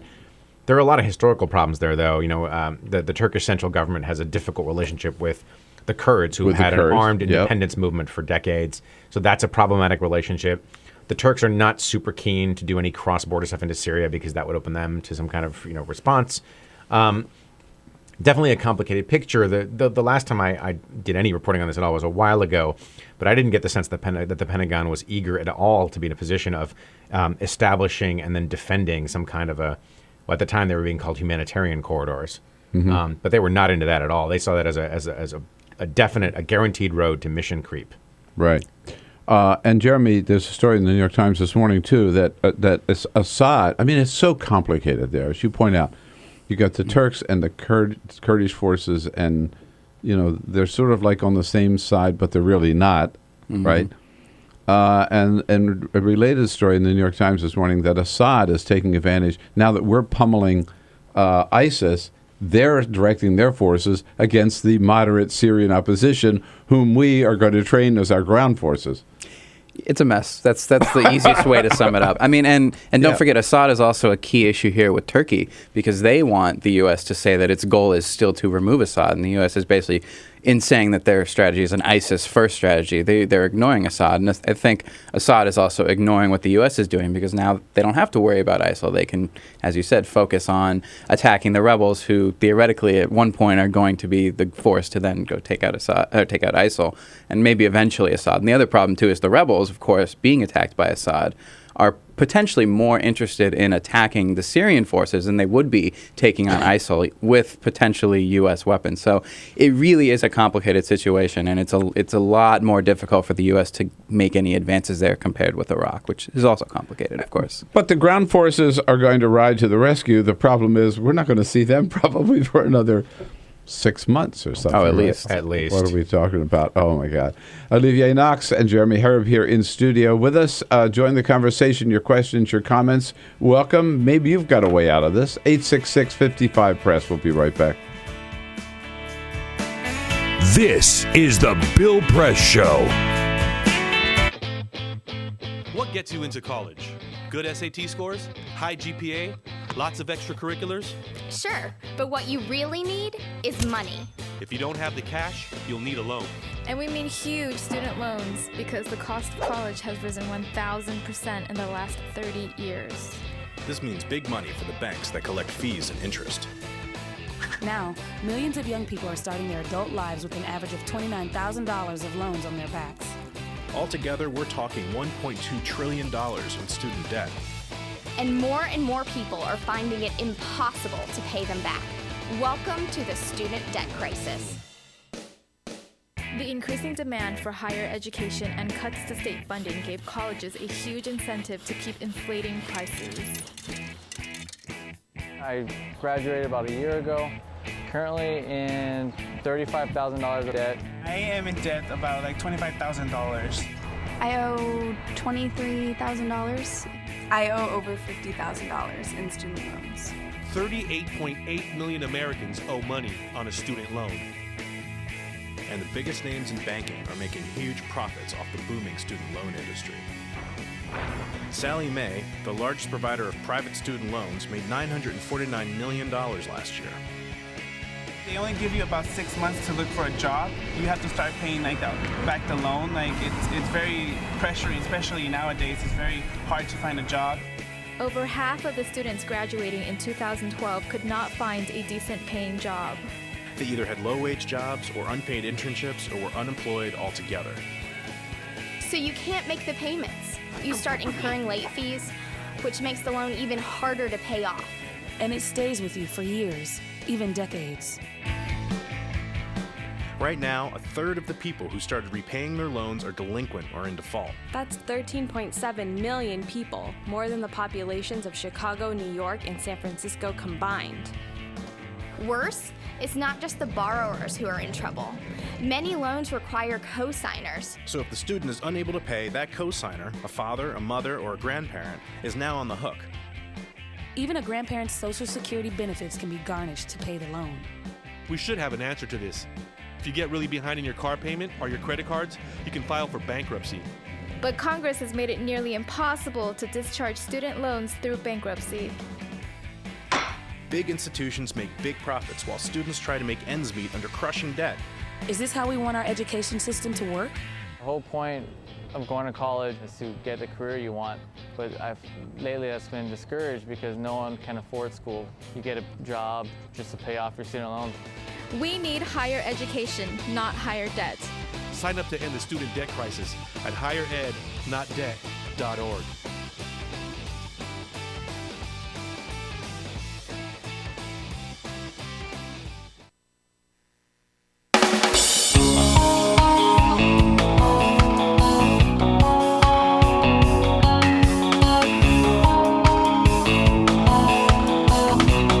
Seen on Free Speech TV and online on TawkrTV. This is the Bill Press Show.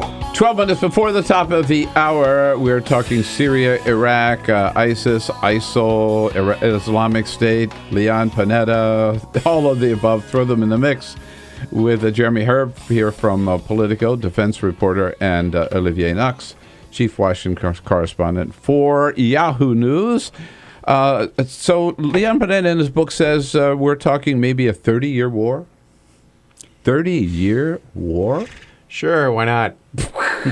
I mean, that would make it what, like a 43-year-old war? Yeah, right. Yeah, probably a little exaggerated, but we're in for the long haul here. I mean, I think that is pretty clear from the Pentagon. You know, whether it's 30 years, 3 years, you know, and those ground troops years that we depend on to kind of do the cleanup, the mopping up after the airstrikes. We haven't even started training them yet. No, the Pentagon says 5,000 troops will be trained within a year in Syria, and that's still not all of the troops that they're going to need to actually turn the tide against ISIS. 5,000 against 30? And that's if it all goes super smoothly. Exactly. That's an optimistic timeline. Right. Now, I have to ask you, Jeremy, about another story that caught my attention that you put out this week, which is legislation pending in Congress and a review underway in the Pentagon right now to ban the sale of all tobacco products. I don't know whether you heard about this, Olivier, at all military bases and on all Navy ships around the world. Is this going to fly? I mean, we're really going to say if you're in combat and bullets are whizzing by and with all of that stress that you can't smoke a cigarette? Well, not that you can't smoke, but that you can't buy them on the bases. It's almost the same. Well, then that's the idea behind this. It's kind of initiated by Navy Secretary Ray Mabus, who has taken a number of initiatives to try and curb smoking, is that smoking rates in the military are higher than they are in the civilian world, and part of that is access to cigarettes, to tobacco products. And so by banning the sale, it makes it harder for service members to get them, and perhaps some of them decide not to smoke rather than having to go off base and get them. That's the idea behind it. Obviously, there's some opposition in Congress. Duncan Hunter, who was a Marine veteran, he served in Afghanistan and Iraq, he's put an amendment in the annual defense authorization bill that would essentially stop them from doing this. Saying, and what state is Duncan Hunter from? He is from California. Yes. Oh, yes. Right. And by the way, the legislation in Congress is sponsored by Dick Durbin and Jack Reed. Jack Reed, who graduated from West Point. Right, Ranger. And all the, all the major organizations, American Lung Association, all the others, are supporting We're seeing lots of tobacco companies and the health organizations are all lobbying on these defense bills, which is, I'm sure they have issues that come up, but this is certainly the kind of the biggest one that's bubbling up in a while. And we'll see. The Pentagon says their review of what they're going to decide to do is supposed to come out in November. It wouldn't shock me if that gets pushed back. But that's what they say right now. The bills are also going to come through. Senator Durbin, in a separate bill, he's put an end to the 5% discount that the service members can get on military bases, which is somewhat not as large, but still, could attract some opposition. I'm a non-smoker. I'm a confirmed keep cigarettes out of my. I don't even want to see anybody smoking. I certainly don't want to breathe their secondhand smoke in restaurants or bars or anywhere. But I think this is the nanny state gone a little too far. Olivier. Yeah, I mean, I guess they have the information that smoking is bad for you, but we've seen civilian life where the cigarettes have been pushed farther and farther farther and farther to the margins. When I started at Agence France Presse way too long ago, I just missed the era where smoking was okay in the office, and they said it was you'd come in at noon and you'd have to crawl to be under the smoke. So I'm not totally sorry about that, but it does feel it. I mean, and Jeremy, maybe you can correct me on this, but isn't part of this that the history of smoking in this country is directly tied to free cigarettes for GIs in World War II? That they were getting stuff, and that led to much higher incidence of smoking. So maybe they're trying to atone for that somehow. I bet, though, that healthcare costs for the military are directly tied to heavy smoking in the military. That's the argument that advocates of this make, is that the Pentagon is spending, I think it's something like $1.9 billion annually on the cost of healthcare and other things tied to the higher smoking rates. It's worth noting there is some opposition within the Pentagon, within the military side of it. General Martin Dempsey, chairman of the Joint Chiefs, basically told Durbin, we need input on this before you guys go and make this change. We lead an uncommon life by choice, was his way of putting it. And, to take things away from us that are legal still isn't necessarily something we're going to be okay with. Just to tell you how complex this issue can become, we talked about this a little bit earlier in the show, and we had a call from a woman by the name of Cynthia. I forget where she was from. And she told the story. Her father was on a ship in the Pacific, World War II, under attack. He was there on deck, and he went down below to get a pack of cigarettes. While he was down there, a kamikaze plane hit the ship and killed the crew that he was standing with. She is here today because her father was able to get a pack of cigarettes and went down. It's maybe not the most sound grounds for making public policy. It's not the end of the story. No. He died of emphysema. So which side do you come down on? You can't win for losing in this argument, right? I tend to think that the people in the military are grown-ups and they're aware of the health risks of smoking. And as you point out, if they're going to be exposed to enemy attack, let's try to let them make their own decisions. Let them puff if they want. Okay. Hey, Jeremy, great to see you again. Thanks for coming in. Olivier, on a wide range of topics. All right. Great to see you. All right. See you again at the White House. Not today, but soon. And we'll be right back. Wrap things up. This is the Bill Press Show.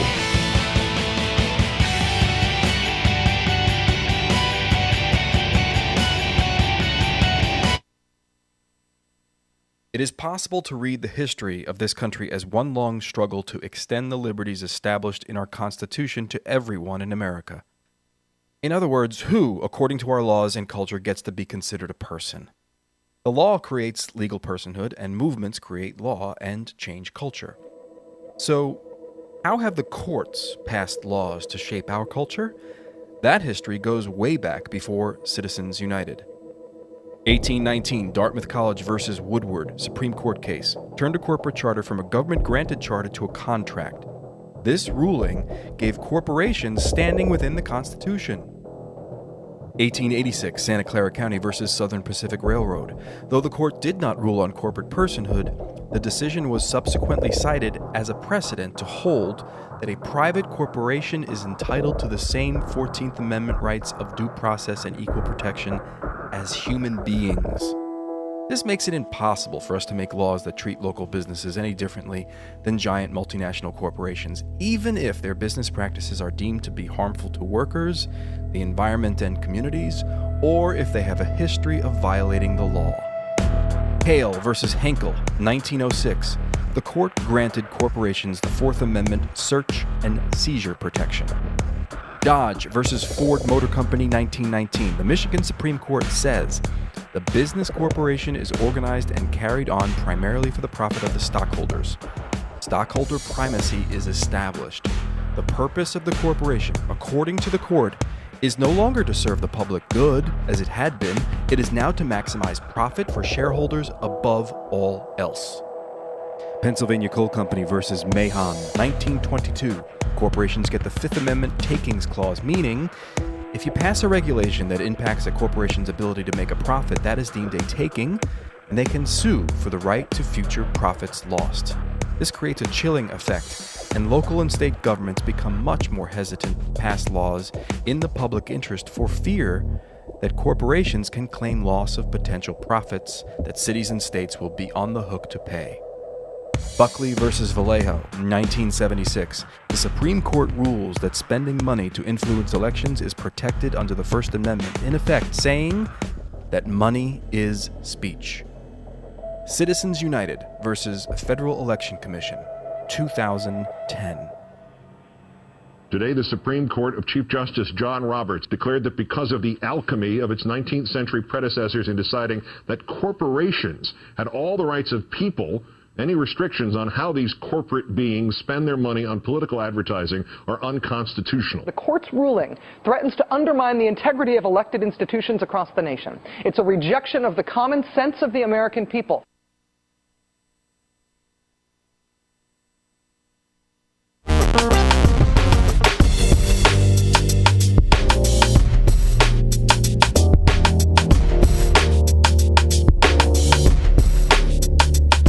All right, that's it. We are out of time on this Thursday, October 9. Congressman John Yarmouth from Kentucky joins us tomorrow. So have a great Thursday, folks. And then gear up. We'll dive right into the news of the day again on Friday morning. See you then. And this have a is good the one. Bill Press Show.